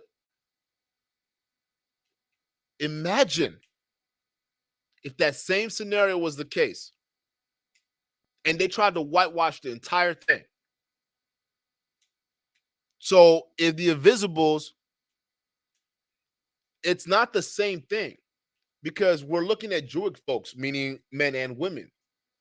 My example was I'm talking about all female Jewish, because it's got to be part of the agenda. If Hollywood came out with an all female Jewish force that sold out their Jewish men or sold out their Jewish families, that would be a problem.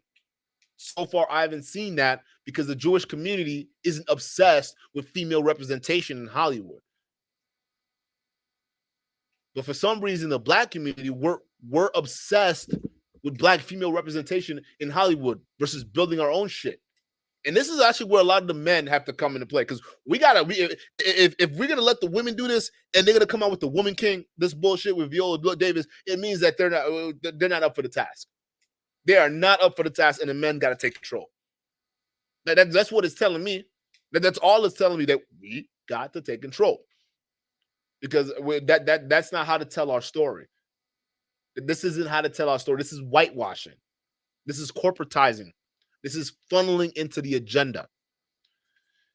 Darren P says, what's the other channel? The New World Order, or the New World Order. Yeah, New World Order, not the New World Order. That's the new channel. So I talk conspiracy. I talk politics. I've had that channel for a while. Even during the election season, I've had interviews. I interviewed one of the guys that was attacked during the Black Lives Matter protest. So yeah, I was very well involved in all that shit. Goes check out the other channel. We did interviews. We interviewed actually one of the guys. He was actually physically attacked by one of these liberal protesters, and it was actually around the time where that shit was going on in Wisconsin, where that kid shot those people. I forgot what that kid's name is. Put his name in the chat. What's that? That Kyle kid that came up from Chicago. Remember him? And then went up to what was it, Appleton, or I forgot. The story is passing my mind. If you know his name, it's Kyle something. It was Kyle Rittenhouse. That was it. It was during the Kyle Rittenhouse situation. I did a video on it, and when the protest was going on, I actually interviewed a guy. He was a former military, right? And he was on his way to the gas station. And while the protesters were happening, it was a split off group that was kind of following his way, and he had his MAGA hat on, right? And then he got attacked because they wanted the MAGA hat, so they jumped him. They jumped him on the way to on his way to a freaking store. So we go check it out. It was a great interview. We went back and forth, but yeah, I've been covering this politics shit for a while, right? This agenda shit for a while. That's what I'm saying. This video, it might go members only. Okay, I might put it members only, but if you go to the other channel, I'll have clips of this video there because I think this video belongs on that channel than this one. But this one be members only, just because it doesn't fit the overall vibe of the style of content we do here. You see what I'm saying? But I just had to do it because like I saw this woman king sit. And I'm like, you cannot be serious. You just absolutely cannot be serious with this one, okay? So I think this one's going to be for a different crowd. But yeah, go to that channel right now and subscribe. It's called New World Order. Go subscribe right now.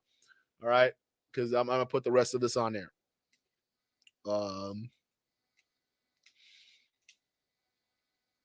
Yeah, he says I'm not. Yeah, no one's hating on O'Shea. We're actually pretty big fans of O'Shea on this channel. I just thought like even though we're big fans, we can still criticize. I don't think his thoughts on the Woman King when he was going after black men, I don't think it was well placed. I think that I don't think black men are jealous because you made black women made $19 million at the box office of a movie with a budget of $37 million. So yes, you can say that Viola Davis and her husband, they are black and they decided to go with that movie and make it happen. But at the end of the day, the movie still didn't perform well, and it's based off of false history that's whitewashing our culture. That's the big thing. So we got to be careful of that. So I mean, you talk about this too, O'Shea. Like, how do we want to be depicted in the media? I personally think that this is now how black people should be depicted because this is worse for an image than better. I think Viola Davis did worse for black image than helping it out. That's my opinion, right? Lupita walked out of the movie. A lot of people had the agency to walk out of this movie. These are big A-list actors. She was in Wakanda, right? She was in Black Panther. She was one of the Wakandan ladies, the bride, right? So top actor, one of the first person that offered this role, initially accepted it, but then when she went to Benin and saw the actual history of the Dahomey tribe, she dropped out because she knew the media shitstorm that is going to come out of a movie like this. And she was rightfully so. So we're not talking about Lupita. We're talking about Viola Davis and the rest of the crew who are trying to sell black women a narrative that's not true. No, we love O'Shea over here. O'Shea's my dog, bro. O'Shea's my nigga. Anybody? Hey, listen. Hey, that whole Marquardt situation, part of the reason why we doxed him the way he did because of how he went to O'Shea. So, like, don't get it twisted. You go after O'Shea, it's a problem. It's a problem. So there's that because there are very few people out there that actually try to help people in this space, and we definitely gotta put that protection on there. But yeah, hey, don't fuck with O'Shea. I'll come after you. I will come after you, motherfuckers. But that's just basically it. Classy Ruby says she hasn't seen it yet, but from what I understand, the concept seems pretty sound. Africa isn't like us, so we all black DOS diaspora types. They identify by tribe or maybe country or not even by color. No, classic, no. And I kind of spoiled some of the movie for you, but that's not how it is. Listen, I actually don't have a problem with the Dahomey tribe because realistically, if you want to even get at the Dahomey, you got to get at the Fulanese too, because Fulanese were also attacking the Yoruba nations they were coming at it from the northern side of things, okay? So Yorubas were getting attacked by the Fulanese from the north, and then they were also getting attacked by the Dahomey tribe from the west. Okay, so that caused dwindling numbers. But the problem what the movie's trying to make it seem as though is that the Dahomey tribe were defending against the European powers, and that was not the case. The Dahomey tribe were under attack by other African tribes. However, with the help of European powers, aka the slave trade, they were able to come into prominence. The movie is trying to make it seem as though that no, they didn't want to participate in the slave trade in the first place. They actually just wanted to go into palm oil. But the thing is, because of the whole situation, they were kind of forced into enslaving other Africans. And on top of that, right, they also were in a last stand to kick out the Europeans from Africa, which is not the case. The Dahomey tribe welcomed the European influence as long as they were allowing them to trade slaves. Matter of fact, when the British finally came down and said, hey, yo, the slave business, we got to cut it off because it's not looking good. We don't want to participate in that shit. We're evolving. Okay. We don't really need slave labor anymore. We got the Industrial Revolution. So we want you guys to stop. Right. But the Dahomey tribe, they said, fuck no. They said, hey, listen, they were just like the South. They were like the Confederate South when Lincoln came in and said, stop slave trading, right? That's what the Dahomey tribe was. The South said, fuck no, we going to war, right? The same thing with the Dahomey tribe. When the British came in and said, hey, y'all got to stop with the slave shit. We're not buying slaves no more. They said, fuck no. You can take our horses. You can take our money. Fuck, you can even take our kingdom. But please don't take our slaves. We need our slaves. And the British said, nah, bruh, like, we going to do route now. So they came in and they jacked all of Nigeria. That's what they did. They let the northern tribes destroy the Yoruba nation, and then they aid the Yoruba nation into destroying the Dahomey tribes. So they got rid of them and took over all Nigeria and took over, and the French took Benin. So the only reason why that should stop because Africa officially got colonized, right? Because you had the whole situation where the Europeans were like, "Oh, well, manifest destiny, motherfucker. Let's carve up these nations." Like, why the hell would we let these African nations have control of the resources? Why do we do that? Let's carve them all up. And that's what they did. The European powers got greedy, came in, carved everything up, and that was it for Woman King. That was it for the Dahomey tribe. They got wiped the fuck out by the French. Because Benin was already carved out to be a French territory before we even had the agency to fight. So what the fuck were we fighting realistically? But that was the whole thing with the movie. They're trying to whitewash it to make it seem like the Dahomey tribe wasn't a big participant or didn't really care or reluctant to participate in it, but it's not true. I don't have a problem with the movie. I just have a problem with the way they're telling it. You can't tell the movie with just false information because you're lying. And that's the problem. That's the agenda at play. They're lying to us.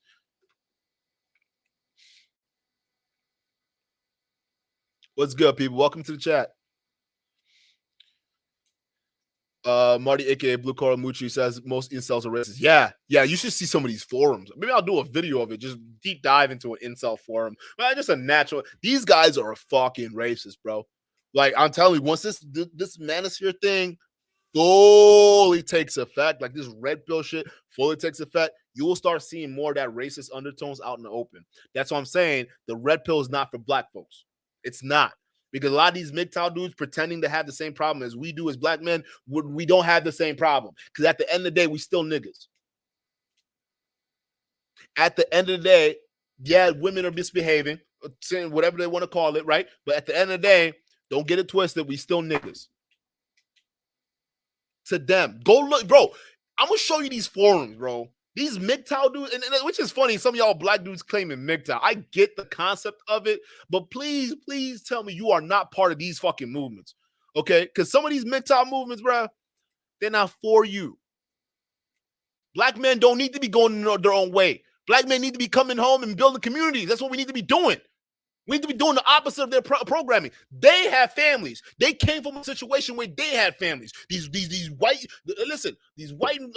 communities already came from a situation where they have families together. We don't have our families intact. What are you walking away from?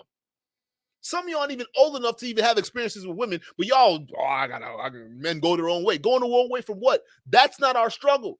Where are we going? We need to come back. We need our community. Whether you build it here, whether you go build it somewhere else, we need the community. Even some of this stuff where some of these passport bros, and I got to get on y'all because some of y'all hate y'all. Some of them probably unsubscribing right now. Passport bros, right? A lot of y'all not even honest with yourself while you're going overseas. A lot of you, and I'm not saying a majority of you, some of y'all actually going there, you want to find wives, you want to be peaceful, get away from your women. I understand it. But let's just be real. Most of y'all, you're going there for the box. You're going there for cheap pussy because it's easier to just pay over there. A lot of black men are doing that. It's time that we're honest about that. What communities are you building out there? The community isn't out there. The community is at home. The reason why black men can't find eligible black women to date or eligible black women to marry because we're not even dating like people in all these other countries are dating. We don't even share the same culture. Some of these countries we're going into, they do communal dating. You understand what I'm saying? They do communal dating, meaning they have big groups of families. Sometimes they go out, right? And then maybe one boy from one family that knows the other girl from the other family, they go ahead and start talking to each other. And guess what? The vetting's already pre-done because they already know of that person. They already know where that person comes from. But here you come to the West, everybody's on social dating apps, everybody's all isolated. So no one's going out, no one really knows who their neighbors are, no one really knows who the community is. So when you go out to clubs, we're meeting complete strangers. There's no warm up for us. We can't even communally date because we don't have communities. Other groups do this. This is why they find long-lasting relationships. So no wonder most black men are leaving. They're running away because some of them, either they can't do or date the exact same way. A lot of these guys these ladies are doing their things in these other countries, so they leave. Some of them don't even have time for that. Some of them can't even build a community. Some of them don't even know how. Either way, there's a lot of scattered, discombobulated people all over the place that don't know how to do shit. We're not dating properly the way we do. I guarantee you, we start pulling our families together. We start building strong communities, right, with large families. We start networking with those families, going out, doing things the way communities really do. It ain't going to be that hard for a black man to find a good black woman. It's not going to be that hard. That means you're not playing the law of averages on Tinder. You're not playing that game. You already know Sarah. Sarah from down the street, her mama Nika. Her mama Nika's a good woman, all right? She works. Her daddy, George. Oh, George, he's a good, strong man, right? George, he's been around. He take care of his family, right? So we know Sarah's good. We know Sarah's good. Oh, now Sarah knows your parents, right? And your parents know your parents. So they kind of already okay with it. So you already have that warm lead when you go in and have a date. They already know about you. And guess what? When y'all get in relationships and when y'all finally get married, the marriage lasts that much longer because you're dating someone from your own community and they already know each other's families. So you guys that you don't even want to disappoint at that point. The fear of disappointing, the rest of the community will also have an influence on your relationship, right? So it'll bring you guys closer together. We don't have that though. Everyone's all spread apart. Everyone goes to clubs where we don't know each other, right? Women go by themselves. The men go in groups of other dudes they don't really even know or they just met, right? And sometimes we hook up with each other, but turns out we just hook it up with women that we just met. And those women are hooking up with guys that just met, not knowing shit about those guys. Those guys could be fuck boys. Those guys could be ready to just run you ragged. But you don't know that as a black woman. So you go have to sleep with this man and waste all that time until you realize he ain't shit. Why? Because you don't even know how to vet his family. You don't know where the fuck that nigga came from. You don't know who he is. He's just some stranger to you with a good dick. So you fall for a stranger with a good dick you know nothing about, and he's gone. Or y'all find yourself in long-term, perpetually single situationships. Why? Because the men that you're dealing with are not vetted. And the men who are traveling overseas, at least the ones who with good intentions, right? They're the ones who are frustrated and sick of this. But those men themselves don't really understand how to communally date either because they're also stuck with the isolation and the Tinder and the online and the social dating apps that we're all stuck with. So much so you guys got to go online and watch other people read game to you because y'all forget what it's like to talk to people.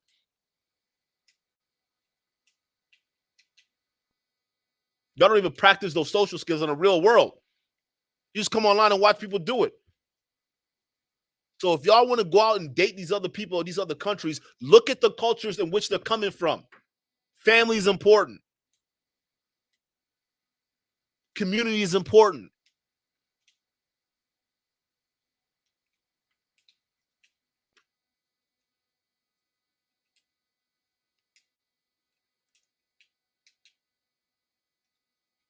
Andrew Tate was the ultimate up when it comes to our young males. I really don't believe he was banned by social media because he was helping further the male and female divide. Yeah, no, Andrew Tate is an operative. He's an agent.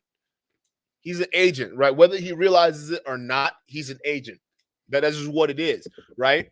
And think about it. Realistically, he helped a lot of dudes become simps by his little webcam business that he was running for a while. Y'all remember that, right? So he helped a lot of dudes. He helped a lot of dudes become simps. So if you're helping a lot of dudes become simps with your OnlyFans, or not. He wasn't OnlyFans. I forgot what the business was called. And then turn around later and say, well, I have the antidote because we have a bunch of simps out here. You're an agent because you can't be the drug and then come out later and market yourself as a solution. It doesn't make no sense, but he does it. So no, he doesn't have the male's interest at heart. He has the minds of a lot of young men, but the minds of those young men haven't been developed until they're age 25. Consequences of them being kicked out of the household so early. And I don't care if Andrew Tate is black or he says he's black. He knows what group he appeals to. Him and Tristan, they understand what group that they appeal to. Matter of fact, a lot of these dudes in the greater manosphere space, they understand what group they're appealing to. It ain't black folks. Lord Marquardt, main thing, he likes to hide behind black folks. He's the main one that as soon as a black man is calling him out on this bullshit, he hides behind other black folks.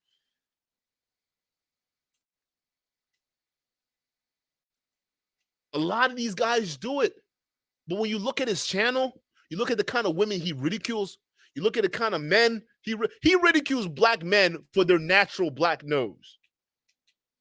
He says they're too big, monkey-like. So you make fun of traditionally black features, but then hide behind those same black people with the same features. It don't make no sense, B. Same thing with the Fresh and Fit boys. We know what group of people they're appealing to. It ain't black folks. It ain't us.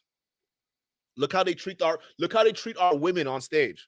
Yeah, no, we can have a situation where black men right now, a lot of the manosphere will convince you the black women are the enemy. Fuck them. I don't care, whatever it is. It don't matter. That's still your women. Other groups of people, they gonna let you get away with that. You go to Colombia right now, start talking shit about Colombia women, and they're gonna find you in a barrel, burned. That's how most men in other racial groups, that's how serious they take their women. You're not gonna see them going out there capping and talking shit about their women. That's not how that works. The black men are the only ones that don't give a shit because we have been conditioned to not only see our women as different from us, but we're also conditioned to go to war with them. And Andrew Tate and all these other red pill dudes, they know exactly what they're doing. They are furthering that divide. This is the kind of nonsense I see. But a lot of young men, unfortunately, they're going through this emotional state right now. They're not able to see this for what it is.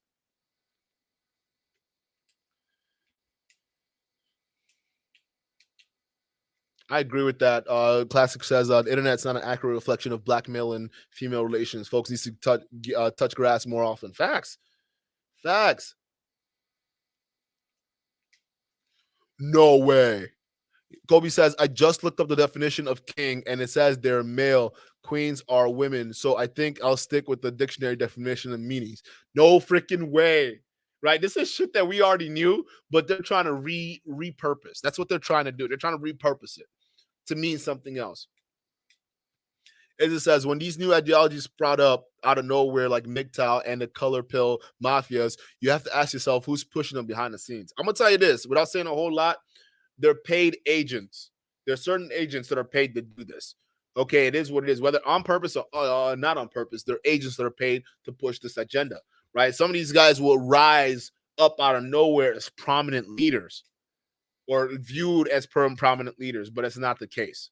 Okay, a lot of times they're being paid to go ahead and do this. So yeah, all these groups coming out here, the MGTOW, all the black pill, white pill, green pill, purple pill, blue pill, all these damn pills. First of all, you popping too many damn pills. You're popping too many damn pills, and it needs to stop, people. Okay? How about no pills from now on? How about we just stop taking pills and just start getting in tune with reality for a second? How about that? I'm way behind the chat.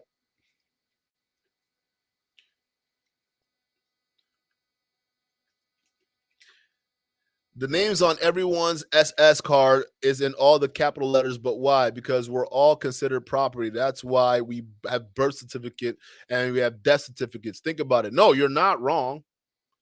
What's good, Jared? Welcome to the stream. You're not wrong.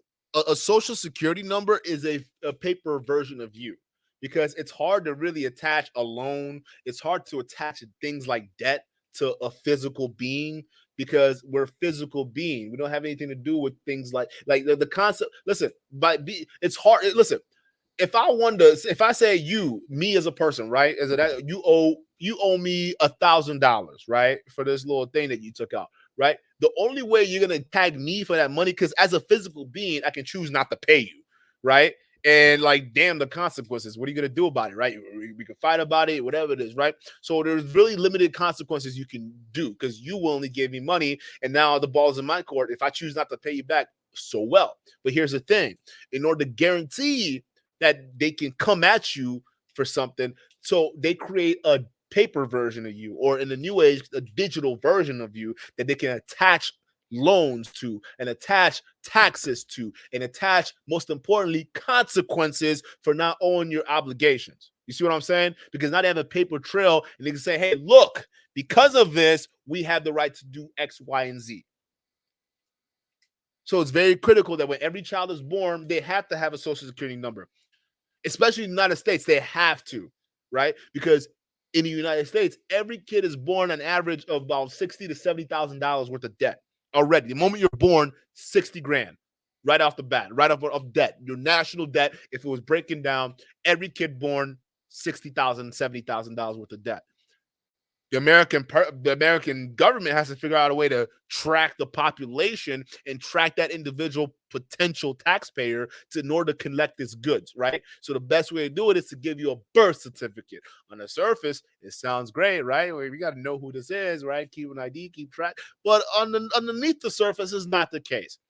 It's saying, hey, this person right here that's been born is going to be a future taxpayer of this massive, massive national debt we've managed to get ourselves under, which is no fault of the child's at all. It's really no fault of the child, but it's the fault of the adults, particularly adults in power, who have been recklessly spending money and now needs a way or a new tax force or tax labor force to basically recoup that funding. That's how that shit works, right? Classic says, when you're a minority who's being raised in a proudly ethnocentric country, your default will be a position of inferiority and powerlessness unless something intervenes. That's true, but that's not always the case. But that's true. That's true. The reason why I say it's not always the case because there are other minority groups that somehow hold a bunch of power in this country, but for some reason we can't figure out how to do the same, right? I mean, we don't get me wrong, black people are in power all over the place, but we don't have the communal aspect of it. We don't have the community aspect to say, okay, there's that black man in that political office right now, and we know that voting for him, he's going to take care of us. We tried with Obama. We did. We really tried with Obama. Turns out he was the worst one for it. Just because he looked like us don't mean he had his best interest. Same thing. So yeah, you're right. You know, and the thing is, it's also conditioned by the greater population too, as well. That's part of it. They also condition us to be in that position of inferiority because actually they have to. Why? Because the dominant power has to stay dominant. So they'll do things to make sure that they stay dominant until it's inevitable for them not to. And by it being inevitable, meaning the lower birth rates, right? Which is worse in the white community right now. The birth rates is horrible. In a black community, it's kind of stable, but it can go either way, right? It's been consistent, but it can go either way. But in those communities, the birth rates are dropping. That's why the red pill's coming out in full force because they're trying to say, hey, we need more white babies. Hey, you white women, this feminist thing, it's enough. All right, us white men, we've let y'all run away for too long with this. We got to get y'all back to the kitchen and make us sandwiches. That wasn't the case for black folks. Black folks was in the same struggle with their women. They weren't telling the women to go make sandwiches. That's why y'all remember that Sneeko conversation. That Sneeko conversation that had that one racist dude up there. That dude turned out to be Mexican, right? This racist Mexican dude on there talking about black folks beat their girls. That's what he said. That was a stereotype, which was not the case. Actually, it was found in the white communities that do that overwhelmingly than black communities. But that was a stereotype dude had in his head for some reason. I wonder why. Dominant culture and shit.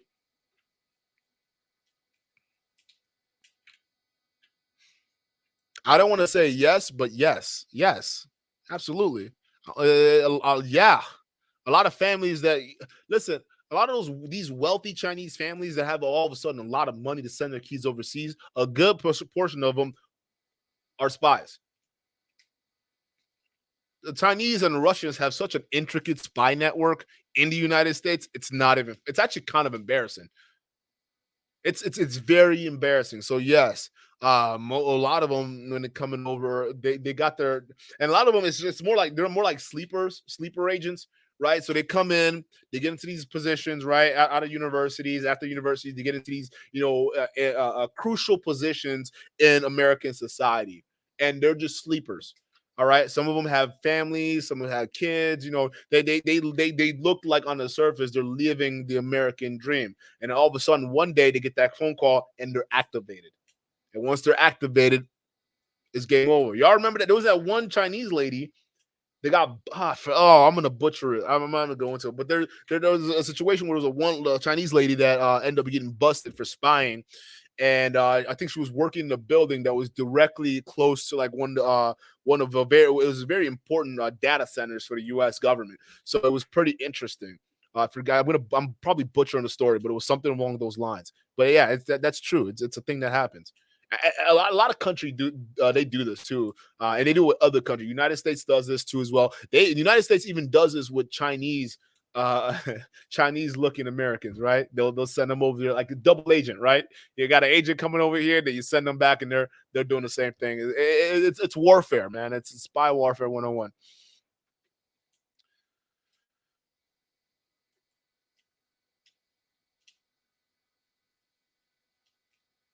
Ogarugo said my guy was in his Thomas Salt bag for a hot minute there. Nah, bro. Like, I do feel like, bro, like black issues are very important.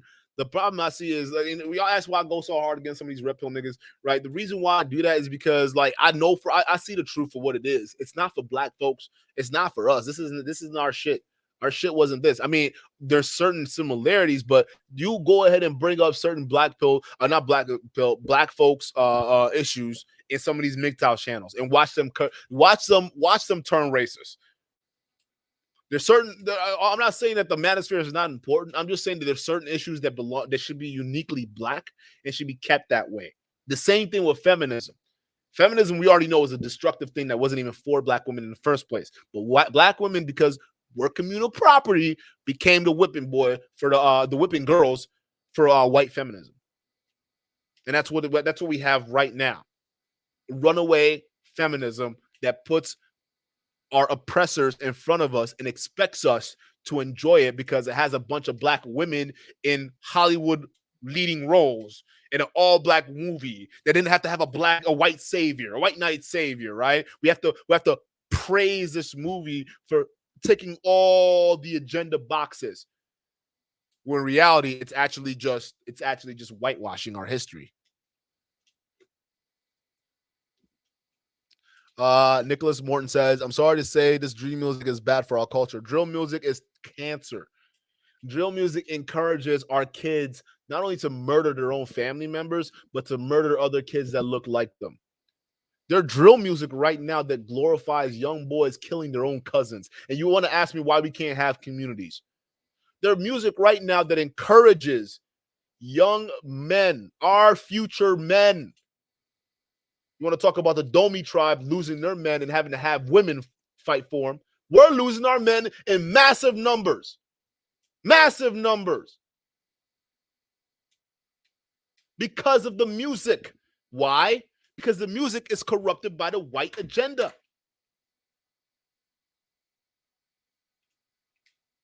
You don't believe me?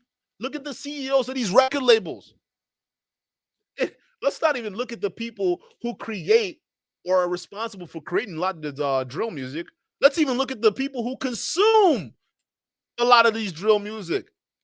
Middle class white kids, particularly white boys, white men. Those are the people that consume the cancer, and they're the same type of people that put out that cancer, all at the expense of the black lives, our lives, your children's lives. That's what's killing it. That's part of the reason why we can't have a community. because we got music being pumped out there by labels, encouraged by labels who are white owned, to push out an agenda to get our boys to murder each other in the streets. And while we're killing each other in the streets and live streaming that on Instagram and telling the world our story, the white boys are eating it all up and buying into it. Oh, no, no, no. They're not actually going to participate. No, they're just going to watch from a distance while we destroy ourselves. And sometimes they egg on the drama. So then thousands of our kids die every year just for our enjoyment of the people in charge. So again, music, drill music is part of the agenda. That's why it's being heavily pushed. Even the way the music is supposed to sound, the vibrations of the music encourages men to act in violent nature, act in violent tendencies. It pumps you up to do bad things. It's in the music, the sound itself. It's out. It's in there. Research it. The agenda is everywhere, man. It's everywhere. And the sooner we wake up to it, especially black folks, the better. I mean, black folks, we're naturally skeptical a lot of these things. The problem is we're skeptical in the wrong places. We're skeptical and we question the wrong things when we should be questioning the right things. That's the big problem.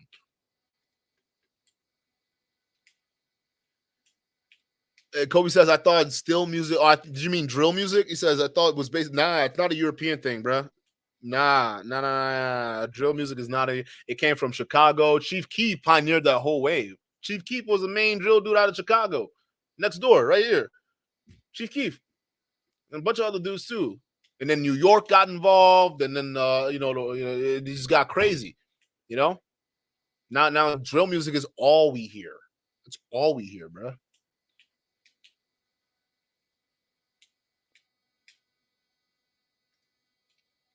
Classic says, my cousin is a black multimillionaire. He's in North Carolina. Wears the key to his $1 million safe around his neck. Would never tell anybody he's a multimillionaire because America is dangerous. Yeah. But you know what's funny? Drill music tells young men that to be rich, you got to look rich. You notice that? So a lot of these young men, they wear their chains. They drive these nice cars, right? They become very, very flashy just to become targets for other black men or other people who want what they got. We see that shit in the same thing in the red pill space, right? Where a lot of these red pillars, right? They're getting us to try to believe. Hold up. They're trying to get us to believe that driving a nice car, money, and all this stuff like that, and flaunting your wealth is a good thing. So much so they've got a lot of dudes on YouTube convinced if you out here and you're not showing off a Bugatti, if you out here, you're not wearing a chain, if you out here, you're not doing all these little success indicators that these liars on YouTube have falsely created, they're going to think you're the fake one. You know how many people that come up to me, we got to talk about these dudes. Somebody was like, oh, you must be broke because you're wearing a tank top. It's like, motherfucker, you know what? You know what you make a year? You know how much I've been making a year? And I'm 28 years old. I'm further ahead in life than most people who are a decade older than me. Y'all don't even know. The reason why you don't know, because I don't come out here talking about that. Because money is not the main thing that you should be talking about. People who got money don't be talking about money like that. This is the kind of smart mindset that we got to get people thinking. I want y'all to look at me and get that impression that I don't look like I have shit. Why? Because I'm not a target. Because then I can move about this world without being accosted, without bringing unnecessary risk to myself. That's how you're supposed to live your life. All these niggas flashing, all these niggas wearing chains, they're walking targets. All of them, fresh and fit, they got robbed. The moment they stepped out of, y'all want to know why they don't leave Miami? Because if they leave Miami, they get robbed. Because everybody know who these niggas are and what they be about, especially fresh. So that's why it wasn't a surprise to us when they got robbed, when they went over to was it New York or were they in LA? Well, whatever interview they were doing. They got robbed. Why? Because everybody know what fresh is all about. They know at least one of these niggas got money. But not even fresh and fit. Look at Nipsey Hussle. Look at Pop Smoke. All these drill rappers that flash their wealth and flash their money, Some of them don't really even got them like that. They're all walking targets. So your uncle is smart because people look at him, they don't assume anything. So they just move on. And we got to get our men to start thinking that. I think this red pill has bastardized our perception of what a black man's success is supposed to look like. That's what it has. This red pill, this manosphere, the whole introduction of the high value concept has fucked up what it's like, what wealth is supposed to be like for a lot of young men. It's fucked it up. I know a lot of wealthy people that wear cargo shorts and a t-shirt, and you wouldn't even know they're multimillionaires. You wouldn't even know. But for some reason, when we come to the manosphere, they got us all conditioned that in order to be rich, we have to look rich. No different than all these hip hop artists. Yeah, they might sell a message behind that, but there's the thing: they're selling a message behind that. It's not genuine. So I said this high value concept was a sham, a gimmick, a fraud for people who are not rich to pretend to be rich to make money off of you. But when you see a guy who doesn't fit the high value archetype, you almost insinuate that the person might not have anything, not realizing that person is making more money than even some of the content creators that claim to be rich on YouTube. Make it make sense. The people who don't pretend to be rich has been making more money since the content creators on YouTube that acting like they're rich come on YouTube. Y'all don't see that because y'all focus on the window shopping. That's why I keep telling y'all, you guys are window shoppers. I'm making over 6 figures for damn near 3-4 years now. Probably longer than some of these manosphere dudes have gotten in. Some of these same manosphere dudes who have gotten in here and have been exposed to be fakes. Making more money than them. Even some of these niggas right now, I can challenge them. I can tell you right now, they ain't got it. They ain't got it. If I were to leverage my investments, if I leverage my savings, if I leverage a lot of shit, I will guarantee you I will beat out majority of these niggas claiming to be rich. Yeah, I come here, I have nothing. I don't sell y'all a program because I don't need to. I have money, so I don't need to come out with a course. I don't need to sell you on a dream. I don't need to sell you anything. And y'all will look at someone like that and say, no, you must be fake because you're wearing a tank top on stream. Yeah, you're wearing a top. Where's your suit? Where's your Bugatti? You're wearing a tank top. Where's your money? Now realizing that, hey, dumbass, I've been making more money than some of these niggas on YouTube got on the scene talking about they're rich. Yeah, even that nigga. Even that nigga. The nigga you're thinking about, I'm talking about him. And what, I was 24, 25 when I started this shit? So we got someone who's got the experience, just comes out here, speaks facts. And it's not just me. There's a bunch of other YouTubers I recognize that make money, way more money than some of these other guys on YouTube. Some of these Congo dandies coming out here talking about you got to have a suit on. You got to have a suit on just so I can get y'all to listen. Like, what have we come to when we're all about perception now? When do we stop listening to the message? So in order for me to y'all to listen to me, I got to leverage all these financial assets I have to pretend to be rich just so y'all can listen? Is that how fucked up and corrupted we've gotten?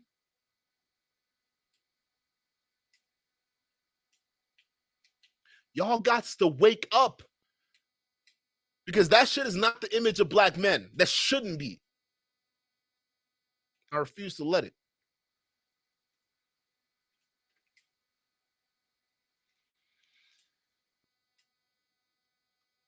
Black social media says the mindset of many of us today can be classified as Americanized history. Once we got freedom to read and write, we were taught by the very ones who didn't want us to know in the first place. That's facts. And those same conditionings are still in place today. It really is, man. We're in what's good, Mr. Everything. Welcome to the stream. We got an educated one. Again, guys, this one is a little more political than the manosphere stuff that we're going on. So I'm gonna link my other channel, The New World Order, because I'm gonna be making this one members only, but I'll be clipping it and putting it on the other channel because this one's a little bit more that speed than over here. We clown niggas over here. Don't get it twisted. We clown niggas on this channel, but I just feel as though that this topic was something that you could be seen as the middle of the road. So you could see it as a manosphere content, but it's almost it's more political and more race related. So if you guys want more stuff that goes in on the agenda and goes in on like politics and stuff like that, go check out New World Order. It's literally that's simple. New World Order. That's it. That's the name of the channel, and we'll be covering a lot more stuff like this on there. But I think this one just had to be said.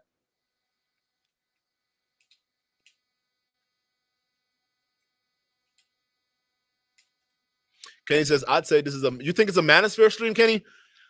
Hey, let me know. I don't. I mean, yeah, because like I don't know, because like, I do think a lot of we're not stepping up as black men. I think you're right. We're not stepping up as black men. Uh, JLJ54HD says, "What is alpha woman? Seriously, it means nothing. It's a gimmick by Hollywood. There's no such thing as an alpha woman. It's not a real thing. I mean, they're definitely dominant personality types of women, right? You can call it a type A woman, right? There's type A, type B, right? But you call it a dominant type A, but there's not like an alpha. That's not a thing that happens. All right. Even the term alpha is like it's a little interesting. Um,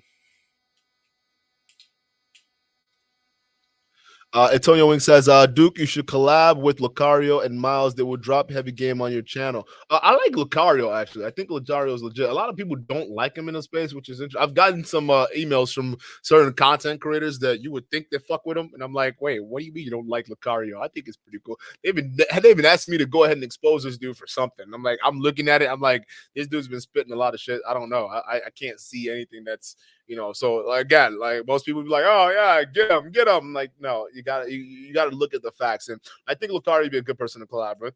I gotta look at his channel too, see what he's all about. He says, here we go with Lord Marquand. Yeah, we're gonna always be on that nigga's neck. That's not stopping. Lord Marquand's neck, boy. uh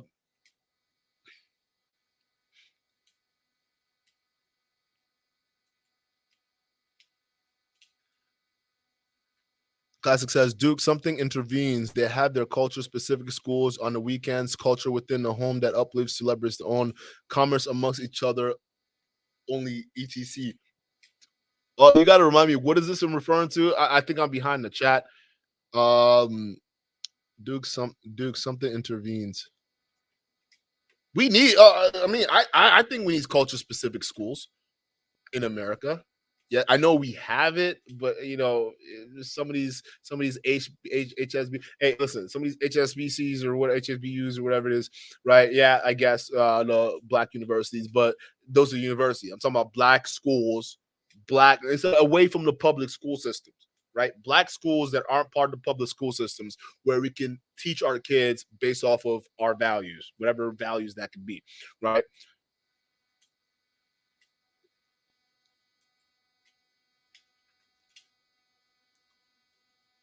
Visit Real says Africans tolerate a lot of American black people.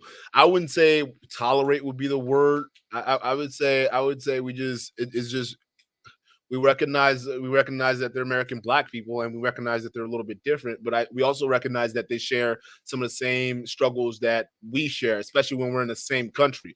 We're still treated as niggas, so that's a common ground right there. But it's not that we tolerate. If anything, a lot of Africans, because we go through the same racial injustice or face it doesn't it's varying degrees, but we face a lot of the same racial injustice. So a lot of African Americans actually understand some of the black plight. The only thing is when Africans come out and talk about the African American plight, a lot of African Americans look at us and say, hey, well, you're not from here and you're just trying to swagger jack our shit and get ahead based off of us. And then they kind of disregard what a lot of Africans have to say. But realistically, Africans are on board with a lot of black African Americans because we go through the exact same shit. And even being in this country, there's a common kinship. Now, here's the thing: there are a subset group of immigrants from Africa that come here, and then they do participate in that bullshit, right? Where they, oh well, we don't want to tolerate that, or we don't want to date these black folks here, things like that. But realistically, those are few and far between. The majority of black the African immigrants coming in here, they share the exact same struggle as Black folks. I talk with them. I am that person. You know, I know a lot of people who are in that space, and it's at the end of the day, we in the same spot. We in the same spot. Now, I do believe that Black folks definitely need their own thing. In Africans, especially African immigrants, they definitely need their own thing. Some African immigrants do that already, like the Somalians. Somalians, they come in, they go to Minnesota, they build communities, right? So you got all these the Gambians come over, people from Ghana, they come in, they stick to their own communities, right? Nigeria, the exact same thing, they build their own community. So we're already kind of adept at doing that. It's just now we got to reach out across the aisle to our African American brothers and show them, or at least give them, certain examples of how to build close, tight knit communities, even if it's on a small scale. I think working together on that would work, but I don't know, man. I don't know. That might be a pipe dream. Antonio says it's scary these times because men are becoming versions of that Seco Jeffrey Dahmer. Yeah, yeah, we're becoming that. And that's what's so scary. A lot of young men are going to be so fucking awkward, man. They're going to be on that serial killer, rapey type vibes. I'm going to get, especially when these men that don't be getting boxed get real frustrated sexually. Oh, boy, watch out. Watch out, bro. They're going to be coming after your young girls. That's for sure. These dudes are getting crazy. These dudes are getting crazy, bro. Antonio Wing Chong said, I can't start the high value man trend. No, he popularized it. He didn't start it. It was already there, but he popularized it. He did. KS popularized it. And realistically, my whole thing with the high value, and I've always criticized the high value concept for what it was. It was just a way to separate broke niggas from rich niggas so they can sell you something. All right. And even it got so bad that even broke niggas thought they were high value. It's like, settle down. Even the nigga teaching you about high value don't even making the money like that. So just relax. Just relax. Relax. Focus on what you want. And if you notice now, the conversation has always been about, well, you got to have six figures. Well, fresh and fit. Well, what do you want in a man? Well, you got to make six figures. What do you want to? It's like now everything's about money. We've unknowingly turned relationships to be about money, and then we're complaining, why do these women only want guys with six figures? Why are they looking for guys with six figures? Because we specified that in the high value concept shit that we were spewing out there. Whoa. What? You think women don't watch this shit? You know, we just did an episode the other day about chameleons. They're watching all this manosphere shit because a lot of them are sitting there lonely, not realizing what they did.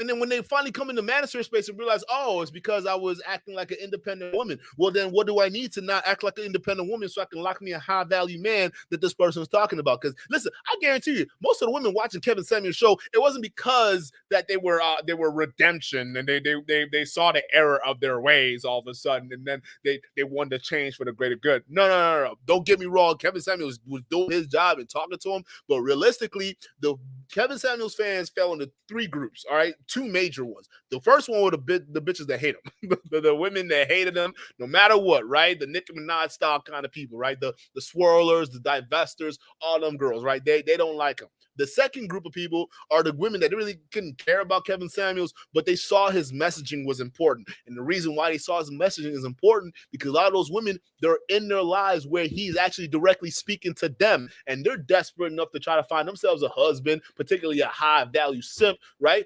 And they're going to listen and watch to say, okay, what is this guy listing off? What are the criteria? What do I have to pretend to be as a woman to lock me one of these niggas? And then they learn their tricks and they leave. And it is a very small sliver that actually gets their lives changed by Kevin Samuels. And they will call in on his show. They will call in on his show and say, hey, Kevin Samuels, you changed my life. You helped me become successful. You helped me get married, X, Y, and Z. I love you. Those are real. But let's not take away from the fact that majority of niggas were either fake feminists who were pretending to chameleonize so they can lock themselves a man, or the broads that hated him. That's what it is. Because if that wasn't the case, after Kevin Samuels died, his legacy wouldn't be treated the way it was by women. Even women that appeared to be on his side flipped over to the women that were hating, and they were ran with it because the nigga was gone. No more advice. No one else to give him shit anymore. So they used him for what he needed, and now they're joining the other team to ridicule him. It was only a small section of women who had their lives dramatically changed. They had the balls to come up here on social media and tell those other women they were wrong. But other than that, where the rest of the women that were following him go? They were gone. It got to the point where even black men were coming out and saying, hey, where the women at? Wait a minute. Where did y'all go? He died, and all of a sudden y'all are celebrating. What happened? What does that goes to tell you? That was right about the audience setup. A lot of people watching that high value concept are women who have gone through their lives facing regret, and they want that quick turnaround. No different than coming to YouTube and watching a how to cook video and learning the recipes so you can put yourself together and pretend to be brand new. But real niggas knew it was fake because we know by the time you get to that age, you can't teach a dog new tricks. You can't teach an old dog new tricks. It's not possible. And if you notice, the women that didn't really like Kevin Samuels, those were the main ones that called up. Those are the main ones we saw. Because they thought in their infinite egos that they can call up and mental gymnastic this man like they do the niggas at home, and it didn't work.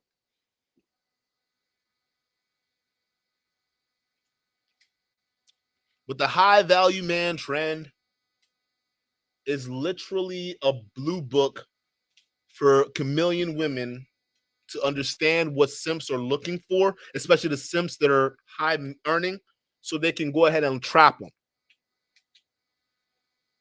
There's something missing there. That's genuine attraction. Okay? A lot of men that claim to be high value, they don't do the things that create genuine attraction in women. Matter of fact, it's the opposite.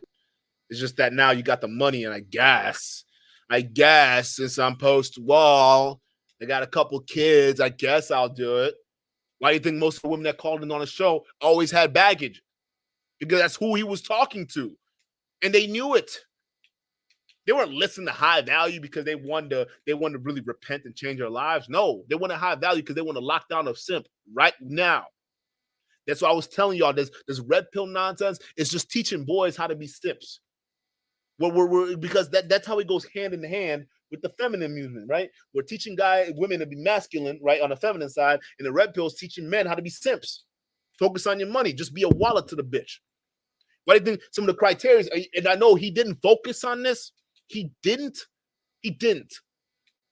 But a lot of the stuff he insinuated was about, the style of suits that he wear, the style of cologne that we want, right? A lot of these high-end products, even to the point where he advertises places that he shops that are high-end. A 20, 21-year-old working at Uber, all right, watching him, thinking he's a high-value man, ain't got Gucci money. He ain't got Prada money. But listening to them niggas online, it make you believe that it is. It make you believe that you're a high-value man. Nigga, you ain't got shit. And the funny thing is, when Kevin Samuels was talking to the men about this, the men didn't even want to listen to that shit. They didn't want to hear that shit. Those men he was talking to, those black men, those same black men, I went back and I watched his old videos. And I saw a lot of the same black men were clowning him like the women did when he started talking to him. Fake ass niggas. Yeah, I saw it. I saw the comments. When he was talking to y'all were clowning him because you didn't like the truth. You weren't where you needed to be. Oh, but when he started talking about the woman, let off the niggas, all of a sudden, he speaks for all men. Kevin Samuels, he speaks for all men, but y'all the same one that shamed him when he was talking to y'all, which is funny. I just, when I go back and look at the past, I always find it so funny. I always find it so interesting. That's why I never fell for all these stuff. Because y'all, listen, the audience will be the main one to flip-flop on you. That'd be the main one, right? Especially when you're talking about things that they don't want to hear. They were the main one. That's why a lot of times it's just like, okay, I get it. You follow the show, but I don't trust it.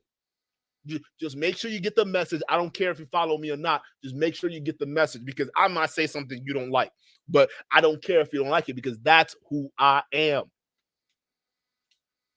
He did that. A lot of men didn't like that Kevin Samuels was talking to men. But when Kevin Samuels started talking to women and pointing them out, all of a sudden, a lot of men, yes, he speaks for me now. Yes, absolutely. Like, we can't go back in the past and see the same niggas talking shit. The same dudes talking about he's zesty. Ooh, he sus. Y'all use the same insults the same way the women did. So, like, when I look at this stuff, bro, like, a lot of this shit is just funny to me. A lot of niggas just acting so brand new. It's not even funny to me. It's part of the reason why a lot of men can't grow. But it is what it is, bro. But you tell them the truth, you can't talk about that. He says, Lucario and Steve probably don't make $100,000 a year, and they're high value to women, not money. There you go. There you go. Even me making more than, I'm well over that. I'm like, way over $100,000. Like, literally, we're not even talking like, bro, we like above that.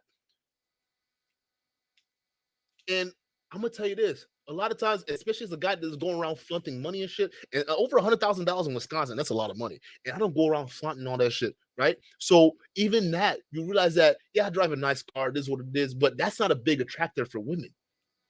That's not a big attractor for women. All right. Women like other shit than just that. The money is nice, right? But they like other things aside from the money. And guys don't realize that the high value concept only teaches money and status, which those are things, don't get me wrong, women look at, but they're not the deciding factor.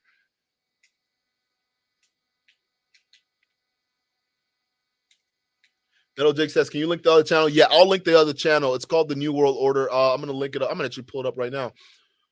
It's called The New World Order. That's what this is going to go on to. And I'll put clips of this on here, but I won't put the full live stream. Let me find that link real quick. It's called The New World Order. Okay. So yeah, I'll put the link in the description. Hold on, let me do it right now. Hold up.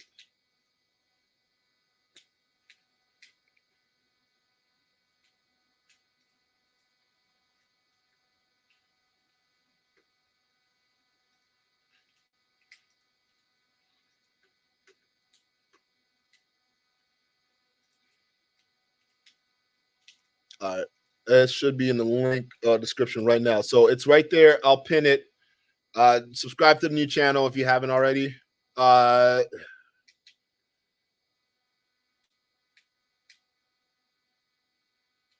I'll pin it right now.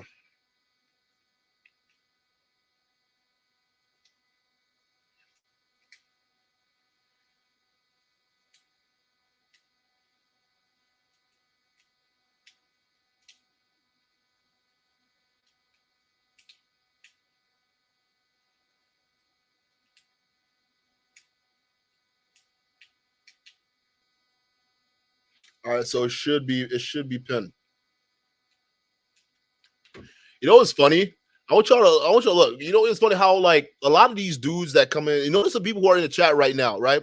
These are the people who are usually you guys are the ones who usually regularly show up, especially with the real shit that I spit, all the other stuff like that. But you notice the same niggas who would talk about Duke. Why are you always talking about drama? The one episode we are nothing else, right? Them niggas are not here. You notice that?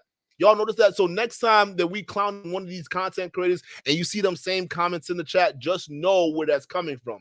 Them dudes like the drama. That's why I don't like to put like, because I'm already aware of this. You see, like most people who are audiences, right? They don't like to be honest with themselves. They don't like to admit the fact that they like watching drama, right? But that's what I'm saying. This one is more for the other channel because it's more for politics and it's more for people who are serious. So I don't even want to put on this channel because I like a lot of times I just a lot of people are like some of them are just funny to me. It's very interesting, but you guys can realize and see the game for what it is, right? So you understand that drama in this business sells. It sells 100%. And the people that come in for the drama are not necessarily the ones that come in for shit when you're trying to educate them, if that makes sense, right? So like it's one of those things. So when you see them niggas in the chat, I want y'all over here, just call them out.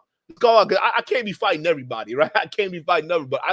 I noticed those same people. They come in when it's on Lord Marquardt videos, when we talk about Melanie King, right? Some of y'all were really mad about the Melanie King situation, which is like, listen, that's not gonna get me to stop. I don't care how mad you are. She is a lying, conniving, manipulative, a biatch, okay? So we gonna keep talking about that motherfucker until the fucking bitch comes home. It is what it is, bro. The same thing with all these other niggas out here. They're gonna get talked about. And if you're a fanboy and if you're a fangirl of them, and what I happen to say happens to offend you, good. Good. Good, good, good. You're that kind of nigga. It is that kind of bitch I am talking about. So I just want you to keep that in mind. But I digress. Let's continue. Kobe knows says Duke on everyone, right? Duke on right now. I be on, bro. Like you know me. I be having like I be going off on tangents, bro. I don't mind. Classic Ruby says I was referring to when I said being a minority born in ethnocentric country will have a default inferior power. Okay, I get what you mean. Yeah, that's true. That's true. That makes a good point. She says other races don't have our issues because something does intervene, like culture, specific schools, on evenings, weekends, religions, only do That's facts. That's actually facts. We don't have that. Other communities do. Even when it comes to this red pill things, other communities like the white community have families, have cultures they can lean to. Black community, they don't. That's why it's not our struggle until we build those infrastructures first. You're absolutely on point.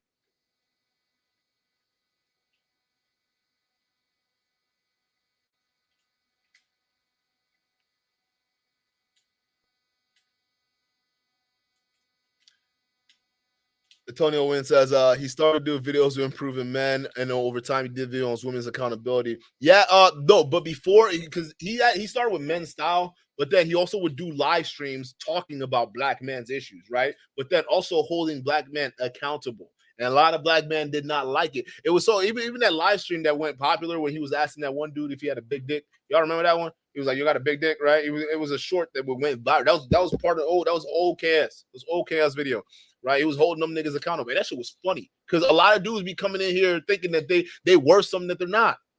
And somebody to knock you down a couple pegs, buddy.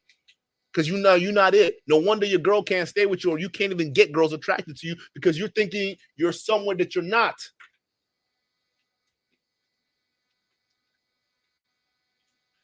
It says facts, Dukes. High value man angle is basically gold playing the turn of being a trick. Yes. Hey, but like I say that, and people say, "Oh, you're just hating. You a nigga in a tank top hating." No, they don't realize. Hey, it's a nigga making 6 figures in a tank top hating. That's what it is. Which I'm already. I wouldn't say I'm rich. I'm not saying I'm rich, but I'm comfortable. So why do I need to hate? Like I'm not in debt. I'm not dumb enough to go buy money on this course. I'm not dumb enough to go spend money on all these different programs. First of all, I'm not even dumb enough to fall victim for the programming to go buy expensive things that I don't need. I know how to put my money away. I know how to keep it for a rainy day. So then when I look at all these dudes talking about high value, oh, he's got to be 6 figures. You got to be making 6 figures for 3 to 5 years. You got to have a network. And I'm looking at I'm looking at my time clock. I'm looking at my age. I'm like, I've already been doing this for a long time. I didn't have to follow no rules to be a high value man. I didn't even know there were rules to be doing this shit. I've already been making this. I'm already in this category. I didn't even realize it. But the people who don't, because here's the thing, how I realized it was I worked. That's the thing. I realized where I wanted to go, how much I wanted, and I went for it in the real world. Before I even came online, before I even knew what all y'all niggas were, who all these red pill, all this, before I even knew any of that, I was a go-getter. Nobody had to tell me how to make money in the real world. No one had to tell me what professions I needed to go into to go ahead and start being financially independent or financially set. Like, no one told me that. I had to do the research. And all I did was look. That's all I did. And a lot of you young men can be doing the exact same thing. But I see young men like me wasting precious time in investing money into products that aren't really even going to do it for them. But no, because I'm not wearing a suit, because I'm not flashing the cars in your face, I get looked at as someone who's a hater because I'm a nigga in a tank top. This nigga in the tank top has been making money, way more money than some of the content creators that came on here faking to be rich. How about that? How about that? Before they even came out and made $1 million off of YouTube, I was making more money than them. How about that? But then when somebody come up here and tell you how to do it in the real world with actual planning, yeah, it's gonna take a little bit. You're gonna work hard, right? You gotta work hard and you gotta be determined, but it's gonna take a little while. And it's not, no one's selling an easy road, right? You look at that as, oh, the 9 to 5. Oh, who wants to be a 9 to 5 employee? Not realizing, hey, buddy, the joke's on you. Because if you're not a proper 9 to 5 employee gaining the experience in the field that you want, how can you possibly learn the skills to be an entrepreneur when you're ready to go off and start your own business within the industry that you haven't even spent time in learning about? You know, being an entrepreneur, you know what that entails? That entails you understanding the industry you're going in and have a deep knowledge of the business that you're looking to start. And a lot of entrepreneurs, the way they get that deep knowledge is from experience. It's not from college, right? Lord Mark would have you fooled, right? I got my college degrees, John Hopkins, blah, blah, blah. Nigga's a political science major. Don't get it twisted, okay? But you can't do, you don't need degree. You can't do that with degrees. You have to get the work experience. Most companies don't even like people with degrees. They like work experience. So when you have that work experience, well, guess what? More companies are going to be like, yeah, I want this guy. Yeah, he looks like he knows what's going on. Yeah, I'll take him. I'll take him. And then we'll train him. And then as you're training yourself, you're understanding the industry. You're getting a deep, intimate knowledge of the industry. And while you're working for your company, you get to know who the competitors are. You get to know the competitors and you kind of get an idea of their strategies. You get an idea of their customer base. You get an idea of your own customer base. You get an idea of the problems with your customer base that is facing them, the problems with your competitors' customer base. And then it's up to you, being outside the box entrepreneur, go-getter that you are, to think outside the box and find a niche. I won't even say a niche, find a need that you can serve within that market. And then once you have that idea, you can go off on your own. And the problem is that doesn't happen until you're 35 or in your mid to late 40s. You come online, YouTube will convince you that you can be an entrepreneur like that as a 21-year-old man. You could be driving a Lambo and a Bugatti. That's what online teaches you. The real world, you gotta work. And not saying that within the work, listen, I'm still in the work part myself, right? I'm still in the work part myself. But the thing is, not only have I worked myself to a higher position and a higher pay, on top of that, listen, bro, I'm putting so much money away. At some point in time, if I want to put something together, I'm going to have intimate knowledge of the industry I'm in. If I want to start a contracting firm or if I want to go off and be a consultant, I can do that. Yes, this nigga in a tank top with a baseball cap backwards, talking irregular to you, can do that. But you come online, all these other dudes that fake, just for y'all to get the message, they lie to you. They feed you false hope so they can sell the program, because in reality, the program is how they make money on here. I don't need to make money up here. I've been making six figures before these niggas came online. Before some of these content creators came online. I was 25 then. I'm 28 now. And my money's always going to go up. But you're not going to see me on YouTube brag about it. I'm bragging about it now because it's a nice flex. But I'm not bragging out of my fashion sense. I come up here, you look at me, I'm great value. Real people who really have it don't need to brag about it. That's the number one rule in life. You don't really need to brag about it if you got it. I never felt the need to. Maybe if you called me when I was like 23, 22, 23, when I was like at what? I was like 100 at 19, I was 100 and I was 108. And then I didn't get to 120 until I was like 22, 23. And now I'm way beyond that. Way beyond that.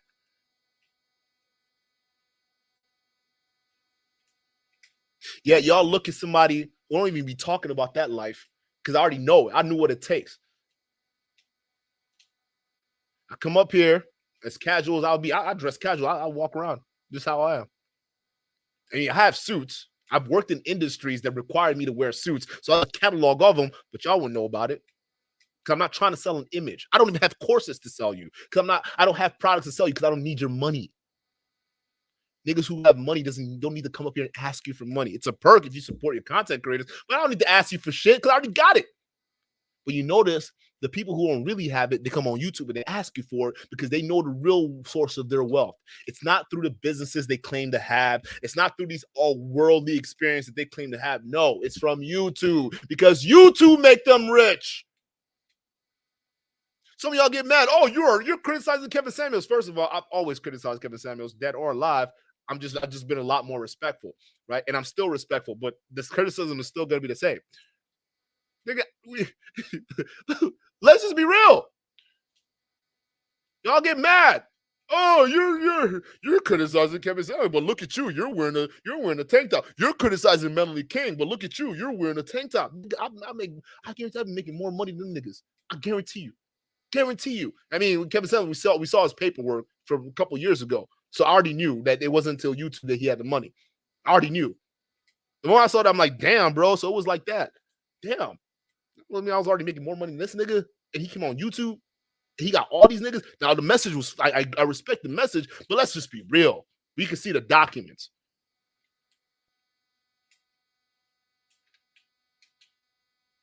I was what? I was what? 26, 25 at the time, and realizing, damn, bro, this high value man talking high value. I was making more money at 25. He's 50. Yeah, I'm considered fake. That's real. And you expect, when I see this shit, you expect me to take this shit seriously. And it's not just me. There are other niggas who are like me at around, I would say around my age group, a couple years older, making the same money. Some of them are way more money, right? But the fact of the matter is, they're not bragging about it. They're not buying expensive cars. They're not buying stupid shit to prove, because it's worthless. A lot of them make combined. Me and three of my closest niggas right now combined has more net worth than some of your favorite YouTubers. Guaranteed. I'll put my life on it. I'll put my kids' life on it. I've looked at some of y'all backgrounds. I already, first of all, just because I haven't exposed y'all yet, don't mean I haven't looked at your shit. I know I have a certain ballpark of where some of y'all make. And I could put my money on it. I could put my life on it. Combined, three of us, we make more money than some of your content creators, your favorite content creators combined, bruh. Which is sad that y'all listen to these niggas. Sad. They're all part of the agenda. You had a nigga who didn't have to do or follow their rules, making way more money than them, coming up here, didn't have to follow their agenda, yet y'all stuck in the grind. Y'all stuck in the lies. Y'all need to wake up. Not everybody is selling you something. It's the niggas that have a show to play. They're the ones who are selling you something. They got money to sell you, or courses. Gotta sell you shit, nigga. Like, I ain't got time for that. I don't even got my Patreon done right. Why? Because I don't have time for that.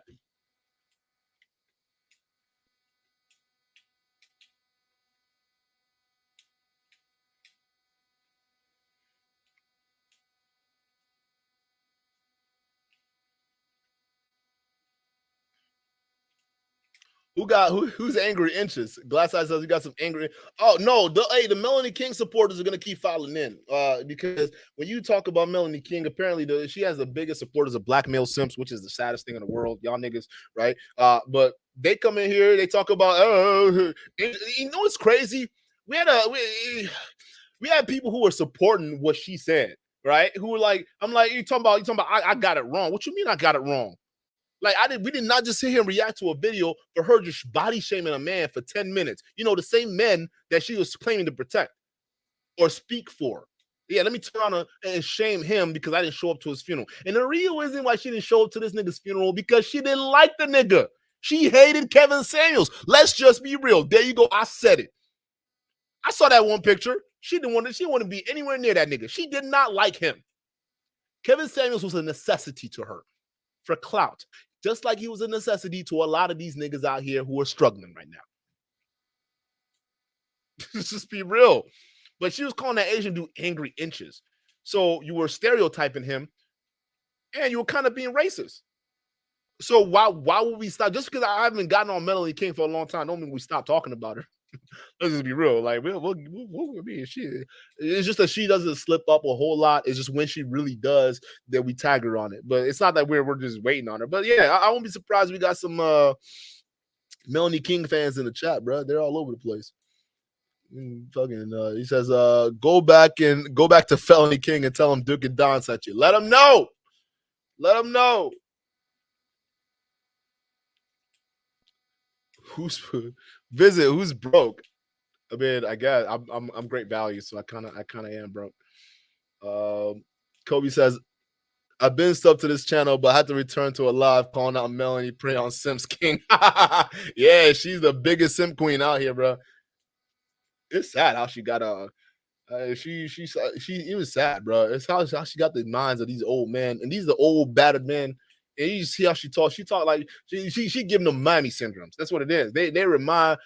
She reminds them of her. They remind her of her mama, their mamas. That's what it is. A lot of these black men, it don't make no sense to not see through the picture. Especially y'all supposed to be older and wiser, and y'all just falling for Simp King. Whoo! It is sad. The same bitch that didn't show up to your nigga's funeral, but then y'all come at me talking about why you talking about the nigga, why you criticizing him. But you were on another bitch's stream watching her twirl around while the nigga, we wouldn't even confirm if he was dead or not. But it was a stream about him being dead, and we didn't know he was dead. But she was sitting here dancing, twirling around, and y'all niggas just flipping the cash over. Yeah, Melanie, oh, you making this stream 10 times better. Oh my God, I can't believe it. This is a perfect distraction. Go back to the stream, and all y'all niggas got caught in 4K.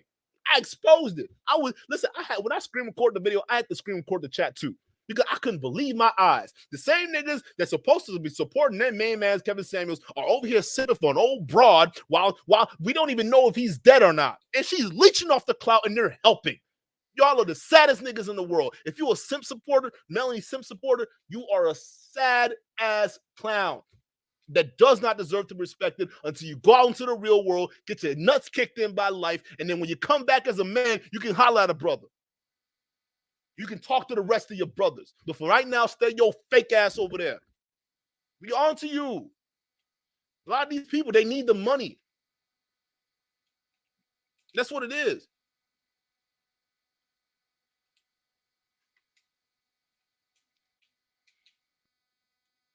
Says, that was awesome. Nothing but the truth. Hell yeah, that's what we just speak facts over here. People don't like it, though. Some people like it. Some people don't like it. They don't like it when you're talking about their favorite content creators. It is what it is. But that's why I feel like it's important to do it. We have to criticize them. We have to talk about them. Because if we don't, they're going to be leading a bunch of people astray. And by the time those niggas wake up and realize they've been had, it's too late. And good motherfucker, I'm glad it's too late. Because there were niggas like us that tried to warn you and you didn't listen. Just like Al Gore tried to warn us about global warming, and now we're feeling it. We didn't listen. We didn't listen. We should have listened, right? The same thing y'all manosphere niggas are going to be saying when these niggas use you and dump you like a fucking used condom, and then you got nowhere else to go. Some of y'all who are hardcore Marquette followers, right? As soon as you ask a question, he blocked you. Where y'all going? Some of y'all come over here like, yeah, he blocked me, bro. Like, real talk. I didn't even know he was like that till he blocked me. Yeah, what do you think we're trying to say? Some of y'all Instagram, yeah, Duke, yeah, you were right, bro. He definitely blocked me. You told me to ask the question. I asked the question. I didn't realize he was going to block me. I told you. These niggas don't like truth.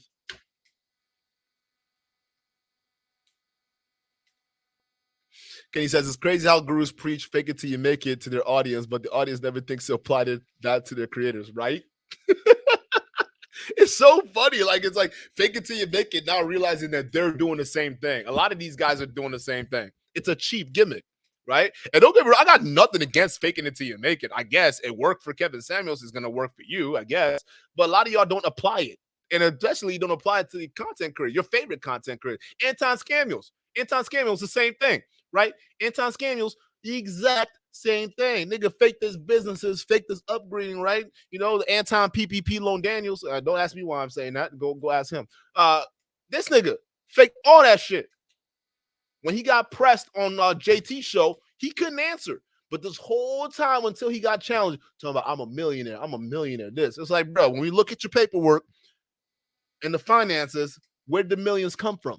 And he couldn't answer that question. So we knew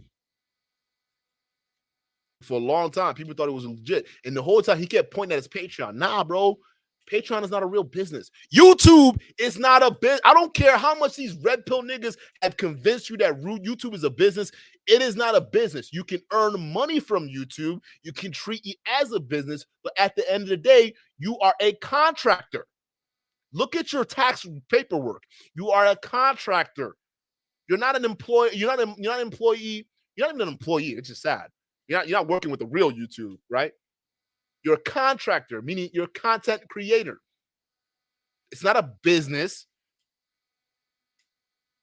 The business comes if you're selling merch outside of YouTube. That's a business. Other than that, if you're on YouTube getting super chats, that's not a business. That's why I find it funny. Y'all come up here, look at you in a tank top. There's a business. You can't even treat it like a business. What? This is YouTube. It's supposed to be fun. This is supposed to be a side money for me. If YouTube was supposed to be my main income, I'm in trouble in real life. That's what it means. If I started coming out here and YouTube was my main source of income and I'm treating it as a business, there's something wrong in my real life. That means I can't make the kind of income potential in the real life that I am doing on YouTube. So I got to come to YouTube. I'm not saying that most people can't make money off it. People make money off of YouTube all the damn time. But realistically, there's real business that makes way more money, and then there's YouTube for fun. And here's the thing: I'm already making 6 figures. So let's say my YouTube takes off, and I go from making $100 a year to making $10,000, $20,000 a year, or even more than that. Let's say I go from I start making $100,000 a year on YouTube. That's a bonus for me. You understand that? That doesn't mean that it's still not going to be my main squeeze, but that's a bonus for me. Because now it lightens up a lot load, and I have a lot more things to put my money on passive wise. The people who treat this as a main squeeze, they're incentivized to lie to you. They're incentivized to promote things to keep you in the system, to keep you buying. That's a big difference. So this shit, the social media, is supposed to be an add-on. It's not supposed to be your main thing, but Black YouTube and YouTube has got y'all convinced that this got to be your main squeeze. So got a bunch of y'all running around pretending to be influencers or wanna be. Some of y'all going out here paying influencers, making your Instagrams look good. Some of y'all out here buying followers, buying YouTubes. That's why I'm sitting there like, wait, how y'all have these subscribers and your views are not even matching? That don't make sense. Y'all look at some of these channels. Y'all see some of these channels. I'm looking, I'm like, wait, how you got over 100,000 subs and your views don't match? You're supposed to be getting at least 30% of your subscribers. So if you got 100,000 subs, your views per video should be 30,000 per video on average. So in a desperate attempt to be influencers, they're buying followers. They're buying all these different things. They're buying views. You know you can buy views on YouTube? I didn't know that. You can buy views on you. You can buy subs on YouTube. I thought Instagram had it worse. YouTube, you can do it. There are content creators right now that are doing it right now. And y'all know which one I'm talking about. It don't make no sense, B. Like you can't have 100,000, 200,000 subscribers and get 5,000 views in 10 days. That makes no sense. You get 5,000 views within 10 days. That means that there's something not right. And I already showed y'all my analytics. Like YouTube shows my videos to at least 2,000 of people, at least 2,000 people who are subscribed to me. So my videos usually average around that because at least 2,000 people are subscribed for the notification. So I know my shit's gonna be consistent either way. But some of y'all niggas, I have to ask the question: is the journey to get clout that important that you will sacrifice your integrity just to sell an image? Is that what it is? Because if that's the case, we are selling the wrong image to these kids. That's what we're doing. Did y'all ever notice that? And Lord Marquardt, I think you're guilty of this too. I think you because you're the one. I'm using him because he talks shit about me, but he would talk all that shit, right? Nigga, you got what 90,000 subs. Why are your views not consistent, my nigga? Like, well, why are you not? Why your views not matching the sub count?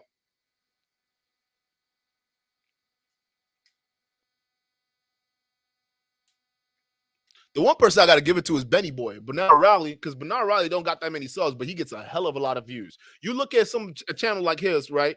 Benny Boy. I don't like that nigga, but you know, you got to use him as an example, right? Because even if I don't like you, you know, there's certain things that you got to admire about people, right? But he's got like what 11,000 subs, which surprised me when I was like, God damn, bro. But he's getting hella views. Why? Because he's got more of his audiences watching, more of his audience engaged. I'm looking at some of these other channels. I'm like, how you got 30,000 subs? You're getting 200 views. Is the journey to get clout that important? That you gonna sell your soul for that shit? And that's the difference between fake ass YouTubers and real niggas.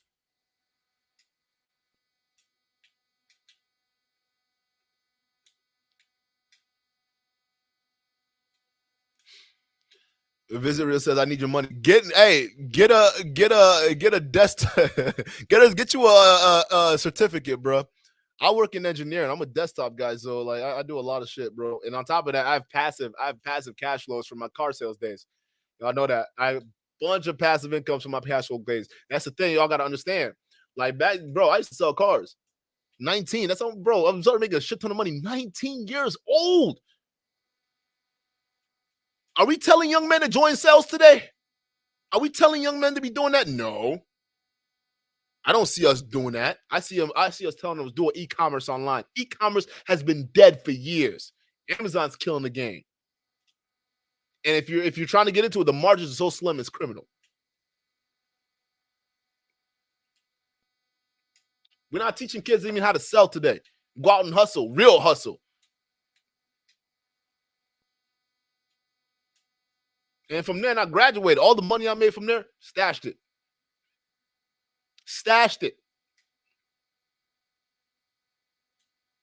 Y'all, some of y'all will not even know what it's like to be making so much money that you can pay all your bills and you got thousands just sitting there. And you're like, what do you want to do with this?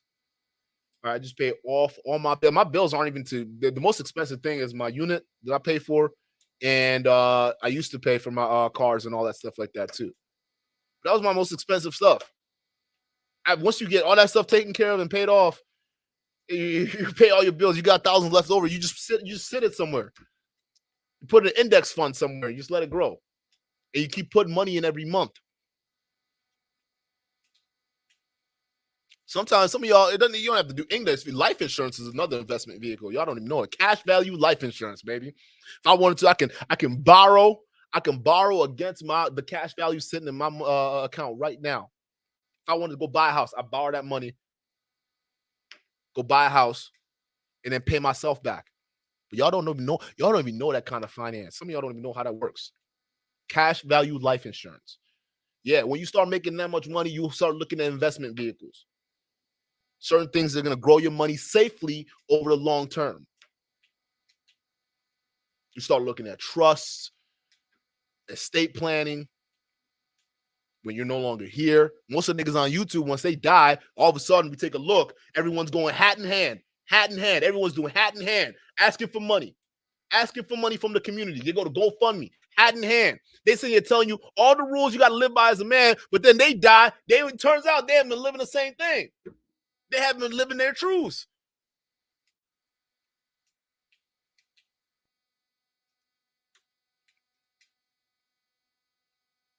Yeah, says your crush is live again. I don't know who my crush. I don't crush on nobody. I don't fuck with nobody. I don't crush on nobody. It's just me. He's a fresh and fit of Lord Marco film on their apartments, but they have all this money though. Think about it. How many millionaires live in an apartment? None. And so I've always questioned. I'm like, how you supposed to be rich and you don't have an estate, you don't have an apartment, you don't have a mansion, you don't even have a McMansion, bro. You don't even have a McMansion. My apartment is bigger than most of their niggas' places. I've looked at, Lord Marquardt, I've looked at your floor plan, bro. I look at the floor plan of your crib. My crib is bigger. My crib is way bigger, my nigga. Including your fucking condo. I saw that shit. My shit's bigger. It's bigger. I'll offer to fly you out, but you haven't made a video accepting my offer yet. I need a video of you accepting my offer, and I'll fly you out. That means nothing to me. $2,500, that's nothing to me. That's nothing. I'll fly you out right now, first class. That's first class. The only reason why, listen, I could definitely fly us out here for cheaper, but I know in order to get Lord Marquardt out here, he's gonna want the first class treatment. So I offer to fly him out first class. That's gonna be about 12. I put it up on stream. It was like 2,100, 2,500 for a ticket. Immediately get him out here.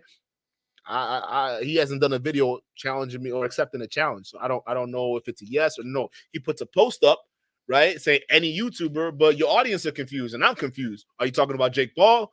You talking about DJ Academics? You talking about who you talking about? Who's any YouTuber? I'll fly you out here, bro. We ain't gotta wait for any YouTube. We ain't gotta wait 7 days. Just say yes. Do a video saying yes. I'm gonna email you your ticket.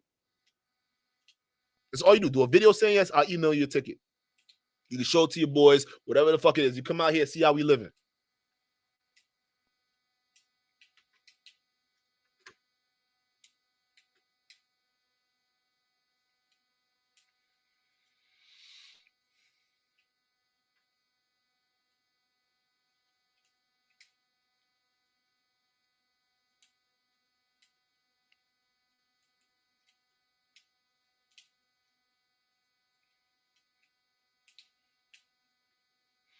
Whole life insurance is expensive, but the cash value makes it all the difference. That's what you're essentially paying for. But like a lot of times, I would say, unless you're above the age of 25, and above, and you don't have kids or anything like that, I'd say term life is better. But you got to think about it like this, right? With term life, it's not permanent. So with term life, literally, bro, it gets expensive the older you get, right? And it's not permanent. So you literally have to die within a term for you get the payout versus whole life or some of the cash value life insurance policies, right? They some of them you can get with your premiums and have them set. You can have set premiums, right? Some of them you can have increasing premiums. So every month you pay a little bit more, but your policy gets paid off faster, if that makes sense, right? So it's a lot of things, but I still think in those type of investment vehicles, whole life insurance, cash value life insurance, these type of investment vehicles are very important for a lot of black men to know, especially when it comes to death. It's very important because a lot of black folks were not prepared when it comes to death. Our families are not prepared when it comes to death.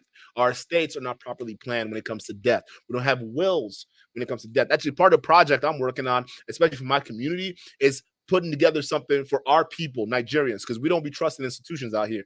But then the problem is when our family member dies, we have a thing where the body have to go back home. We have to send the body back home, and that's a whole expense for a lot of people. But the problem is a lot of Nigerians don't have life insurance. They don't set that up because they don't trust the American system, right? So if they don't trust it, I gotta figure out something out for my people. I gotta figure something out. So we're working towards that. There's a project we're putting in place for that. But realistically, that's a problem that's facing other communities too that look like me.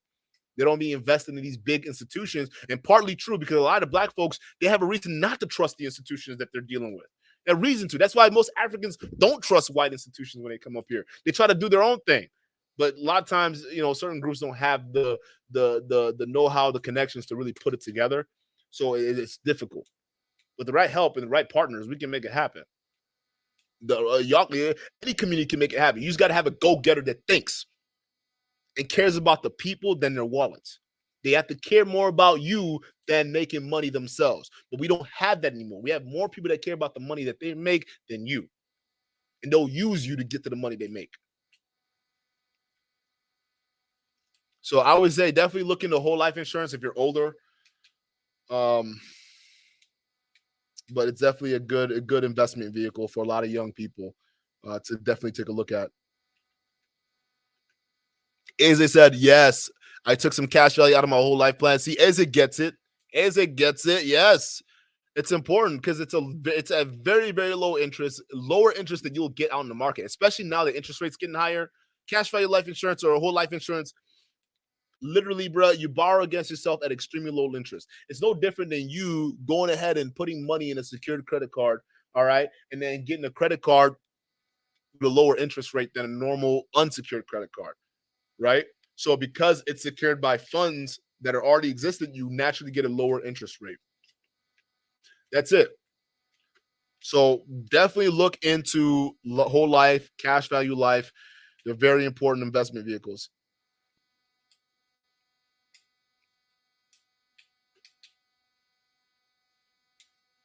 Yeah, bro, I can do a video on that. I got buddies who work in investment law. They're working in investment firms right now that I can pull up and do a show with. And real talk, yeah, we can do that. It'll probably be on the other channel. I don't know if I want to do it on this one. I'll see, because it's finance. A lot of people. My other channel is more suited for that. So yeah, we could do that. We could do that. I mean, it'd be on a smaller scale because it's not a big channel on that one. But yeah, if you want to talk, because on that one, I talk about finances. I talked about the Lehman Brothers crashing, right? Even before that shit happened. So we've been talking about all that. How like the Deutsche Bank.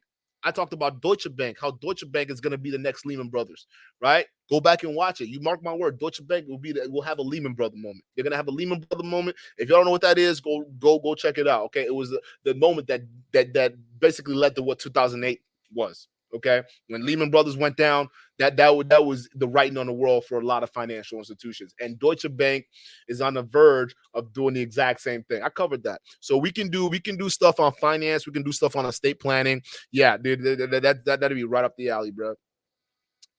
Uh,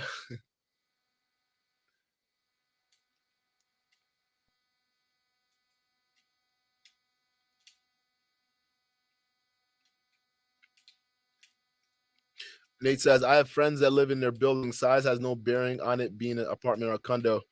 It doesn't, but there are apartments that are larger, and so are condos that are larger, and the condos who are smaller, apartment depending on where you are.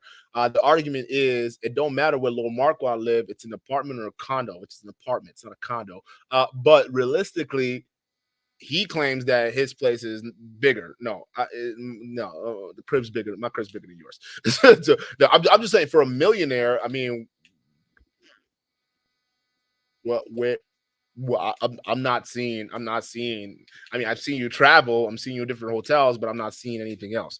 And plus, we know where your money really came from, so you're not really 100 millionaire as you say you are.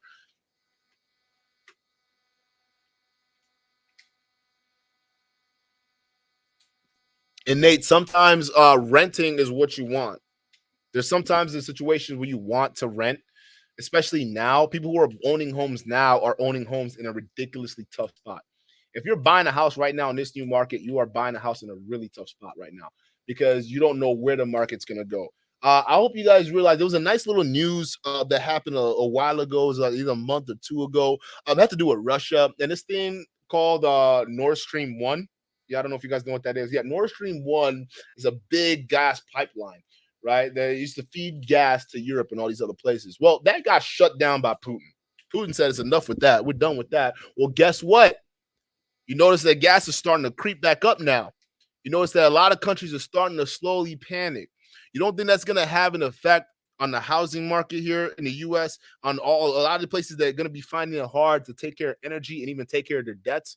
That's going to happen. Default rates are going to be going through the roof. And then once that bitch crashes, right? People who are going to, they're going to be people who are stuck holding the bag. And they're going to be people like me who've been sitting in apartments, stashing up cash, ready to just buy. So apartments can be strategic. That's the thing. You got to look at that.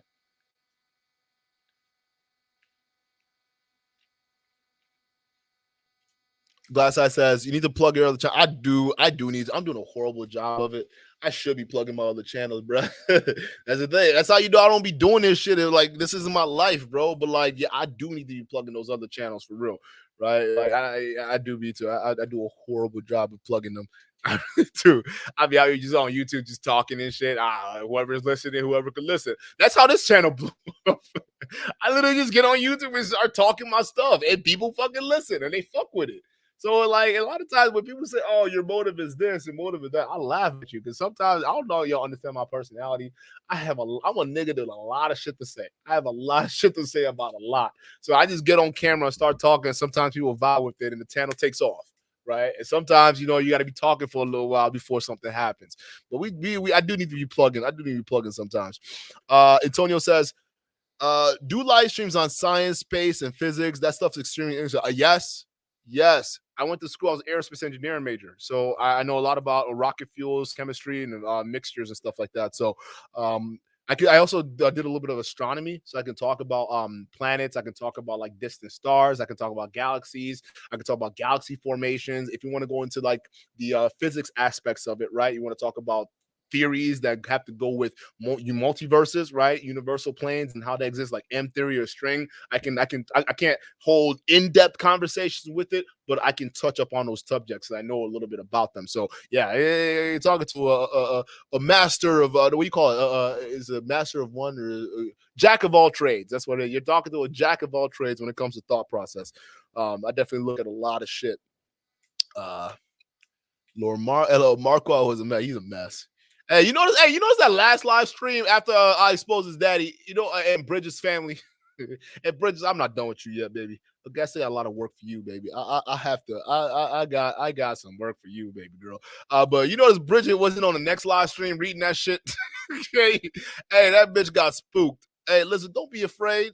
Just talk to Marquette. Let him know. Tell him to say yes to my offer. Okay, if he says yes, I'll leave y'all niggas alone. That's it. I'll leave y'all niggas alone. I don't need to fuck with y'all no more. All he has to do is say yes. All right, he's got to do a video saying it. Glasshouse says also Duke. He said he owned a penthouse during KS backpedaling video. Yes, I called it out. That's how I knew he didn't have money. He was lying. He looked on that nigga's Instagram, found out that he was staying at the Bellagio, and said, "Hey, fuck, he's in Vegas. And he didn't check in with me. I'm gonna drive up over there and make up a story about holding a penthouse." It was a made up story. I knew it was a made up story. Everyone knew it was a made up. Who pays thousands of dollars just to get a penthouse for a 5-minute conversation? A liar does.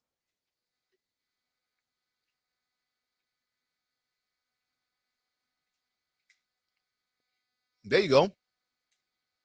I know people who are doing trailers right now, single guys who are doing trailers right now, paying cheap lot rent, cheap fees, and stacking up bread.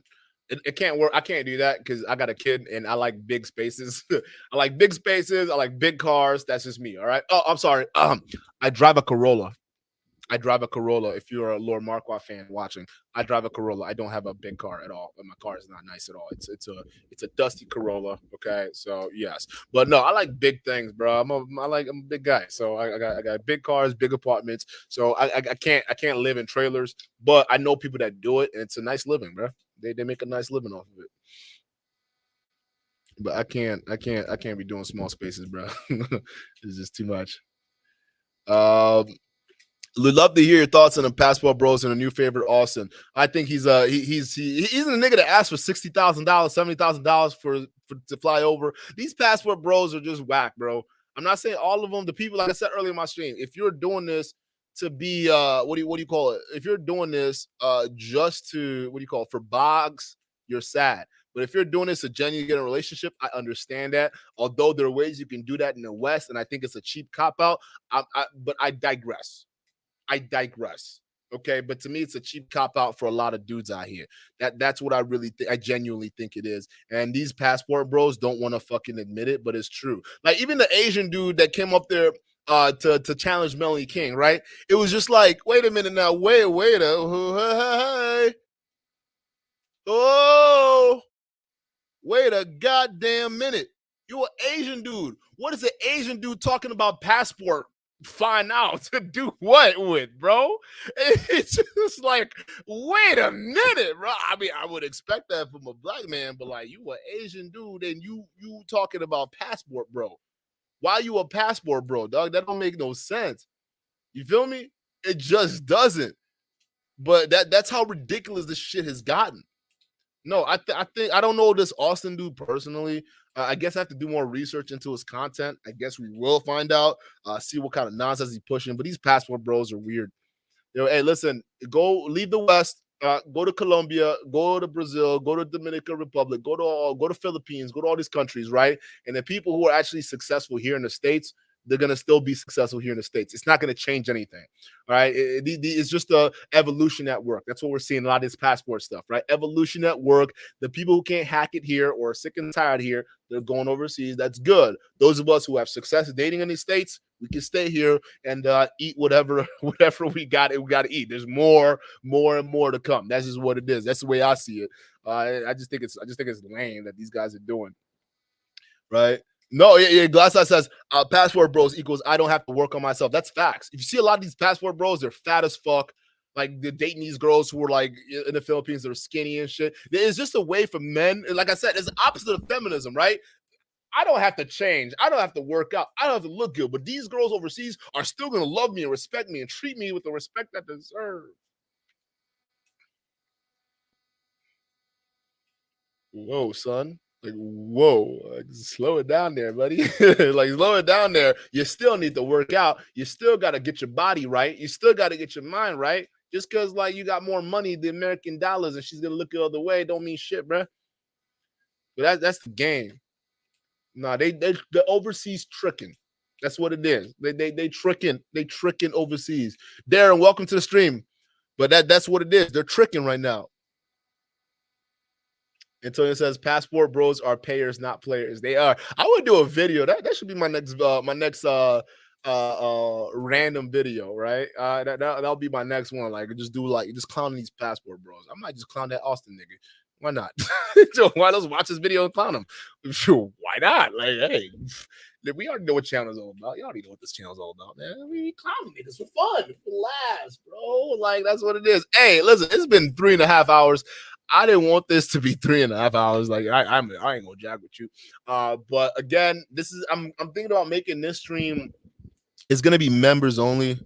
And then we'll put because I want to start padding my other channel with this content, so that way I know what's going on. But like So far, I got a couple videos on because y'all asking why am I in this studio versus the other one. So this one, I'm filming some videos off of it, not just for my other channel, but I got a couple other projects that I'm working on, and it requires this kind of setup.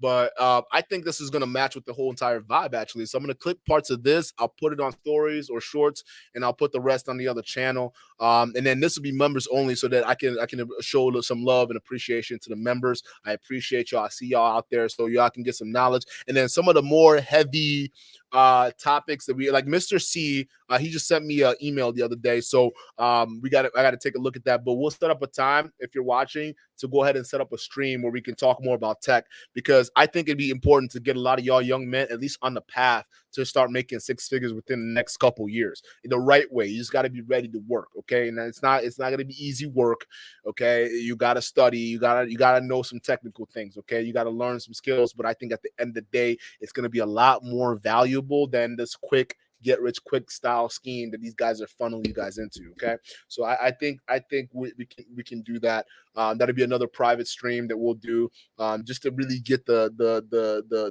juices flowing. Because again, it's not that we always clown these guys, but that's what this channel is all about. Some people don't really understand that, but I think that also mixing that in with certain streams like this, and then just keeping it exclusive for you guys, I think it'd be a bonus, right? Because then people who don't really are familiar with the channel will come in and say, "Oh, all you guys do is clown," but y'all niggas that know the message that goes behind a lot of this stuff, you'll see it. You'll get a lot of rich, valuable information that's going to help you in your personal life, and it's all vetted. It's all vetted. I got people in my chat who work in the same industries as I do. Okay, some of them are even higher up in certain certifications that I am. Okay, so they already know the business. Mr. C, he watches the channel. All right, I think he works in. I got to look at the email again, but he used to work in desktop. He used to do what I used to do. So I think he does something now with networking, which is where I want to go. So it'll be something that we can talk about. Right, it's something that we have a conversation about how he went from point A to point B, and we can talk tech. Right, real tech professionals, real tech engineers, okay, talking about technology in the manosphere versus the fake shit we've been seeing from some of these fake losers. But I think we should cover that video. So I'll put that out there so you guys don't miss it. At least some of the core folks that come in for the core stuff, live streams, you guys won't miss it. But yeah, Darren says it's sad how those guys trick overseas. Yeah, the overseas tricking, bro. It says, I can't lie. I went to Brazil to party and get laid, not because I have problems with women there, because I like to mingle with other cultures. Yeah, bro, that's what you do. That's spring break 101, bro. It's spring break, dog. That's what you do, right? But a lot of these guys are treating it as their livelihoods. They want to go to Brazil because Brazil is a sex capital, right? They want to go get the boom boom without working for it. Yeah, passport. I want to. Yeah, you know what? Hey, yeah, I'm gonna look into this nigga now. We go. How? Hey, on a scale of 1 to 10, how bad do you want this Austin niggas exposed? Like, how bad do you want the roasting to be? Okay, we'll do a scale of 1 to 2. 2, not that bad. 1, y'all really want it as hard as I can get it. All right, no homo. Put that in the chat because I can go as hard as y'all want me to go. Y'all know I'm an equal opportunity energy matcher over here. So I'm gonna look into the nigga, and if I find some interesting things, y'all just let me know how much you want this nigga exposed. Him and all these other passports, bro. That could be the next episode coming up on Friday. Okay. So here's what I'm thinking. Here's what I'm thinking for this channel, bro. All of our educated stuff, we don't do that on Mondays. We won't do it on Monday. I know I've been streaming for a long time, Glass Eyes.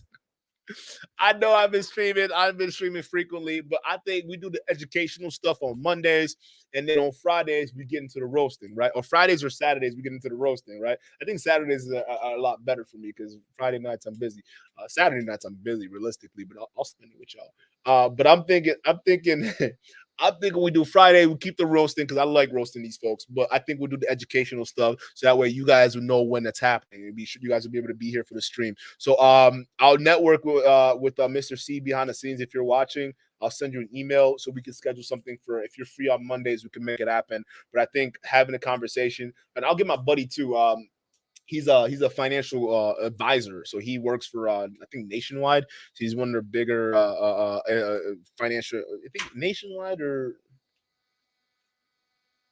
No. It's Fidelity. He's a planner with Fidelity. They partner with Nationwide and a couple of other insurance companies too. But he was telling me something about Nationwide a while ago. I forgot what I thought it was weird. No, Fidelity is where he works with, but he can tell you about stuff with estate planning and stuff with investments because Fidelity's it's a big investment, even crypto. We can even talk about because I remember talking about Bitcoin becoming listed as an asset, investable security. So that's something there Fidelity recently did last year throughout the whole Bitcoin crash that was going on, while everybody was crying about the FUD, right? The fear, fear and doubt that the media was putting out there. These big corporations like Fidelity were buying up Bitcoins while the prices were artificially put down because of fear. So people who took out loans to buy Bitcoin and all these other crypto assets without really realizing what they had, right? They got panicked and scared. So they sold off all their Bitcoin because they had a bunch of people that they owed money because they bought it on margin, right? And then while they were selling it, they didn't realize they're selling it to all these big corporations that are eating it up. And now they have enough to list it as an investable security. So we can talk about that. There's a lot. There's a lot. Um, he says Marco is a passport bro too. Yeah, he's one of them dudes, right? He did that video when he went to Kenya. Y'all see that? When he went to Kenya, he was acting like he was a god amongst the Africans. I was so mad. I'm like, somebody slapped this nigga, this weirdo cuck. Oh my goodness, bro. All right, bro. Hey, listen, this has been a stream. This has been fun. You guys, thank you so much for being here. You can be anywhere in the world right now, but you're here with us, and I appreciate it. Don't forget to hit the like button, hit the subscribe button. Okay. For those of you guys who are members, look out for this video coming here soon. And also, I'm periodically putting some of our popular streams as members only too as well. So some of the ones that either got taken down by Lord Marquardt or other content creators, or some of the ones that I just deemed too damn good to be viewed by the regular people, right? I'm putting that members only now, so that way I can, reward a lot of people. Because I didn't realize that, I got members, bro. I got people who really support the channel. So it's like, a shout out to y'all. It's very, very, it means a lot that y'all support a nigga to just talk shits out here. But I appreciate it. So I want to do something special for y'all. So I'm making videos available to you guys that wouldn't be available anywhere else. And even what I'm gonna start doing, exclusive streams where y'all start finding out what I know. All right. And here's the thing that I've recently learned. I wouldn't say recently learned, but it's a skill that in tech, it's incredibly valuable, right? And here's the thing, like I told you, I'm getting into networking, right? And I've been studying it. Like I'm not actively working as a networker right now. I work in desktop, but I've been taking continuous education and studying up on networking. And there are a couple things that I've learned, and a couple things that I think are hacking wise is very, very interesting. And for those of you guys who are interested in understanding how to hack certain things, all right, even hacking your own computers, how to get a better understanding of Linux, all right, or even just hacking the Internet of Things, right? Because you guys understand that one of the big situations that we're dealing right now is that we have the Internet of Things, meaning everything has some kind of IP associated with it, right? It connects to Wi-Fi. It has its own little thing that you can, including cameras, security cameras in your homes, right? Security cameras in certain places. You can hack that as long as it has it's connected to the internet. So I can do a video showing y'all how to do that if you guys want. I don't know. Depend on y'all let me know. Like, because I'm gonna tell you this, bro. Hey, listen, without saying too much and scaring some niggas on here, I'll let you know there are easy ways to get into a lot of things. So I can teach y'all how to get that. He says, well, what do you think about the dark web? I think it depends on what you want to know about it. It's the dark web. It's like a bunch of different layers. You got to go in. The deeper you go, the crazier shit gets, right?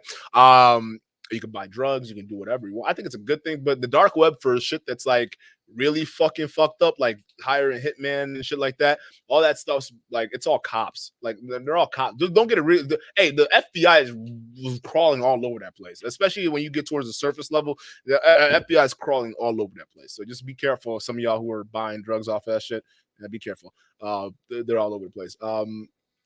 Yeah, that fake BBC shit. He says, "What do you study?" Studying a lot of things right now, but right now I'm studying how to get like networks and how to basically ethical hacking is basically what I'm in right now. So if you guys don't know what ethical hacking is, it's pretty much So when you're going into networking, you can split off into multiple different places, right? You can go in architecture, you can go into setting up systems. There's also something called ethical hacking. It's actually kind of right in line with a lot of the stuff that you do with networking. So I'm that's actively what I'm sort of studying right now. Just you know, nice to have. That way, if I wanted to, I can have corporations pay me to test out their security systems. That's basically what it is. And they'll pay you great money to do that shit. That's just what they'll pay you really good money to do it. So I think these are important skills for young men to learn, young black men to learn, and we need more black men in these spaces. Because I would tell you this: throughout my life, I would say even in the classes I took all the way up until the workforce, I've been one or if not the only black person working in all of my locations. So I definitely think that we need more black folks into these industries. We need more educated people in here making things happen, getting into these positions, and stop leaving it up to the Indians, the Chinese, and the white folks. I mean, come on, guys, black folks, we can do this too. We can do this. We can make this happen. All right, guys, I'm gonna head out because I got shit to do. But I will catch you guys on the next one. All right. Peace.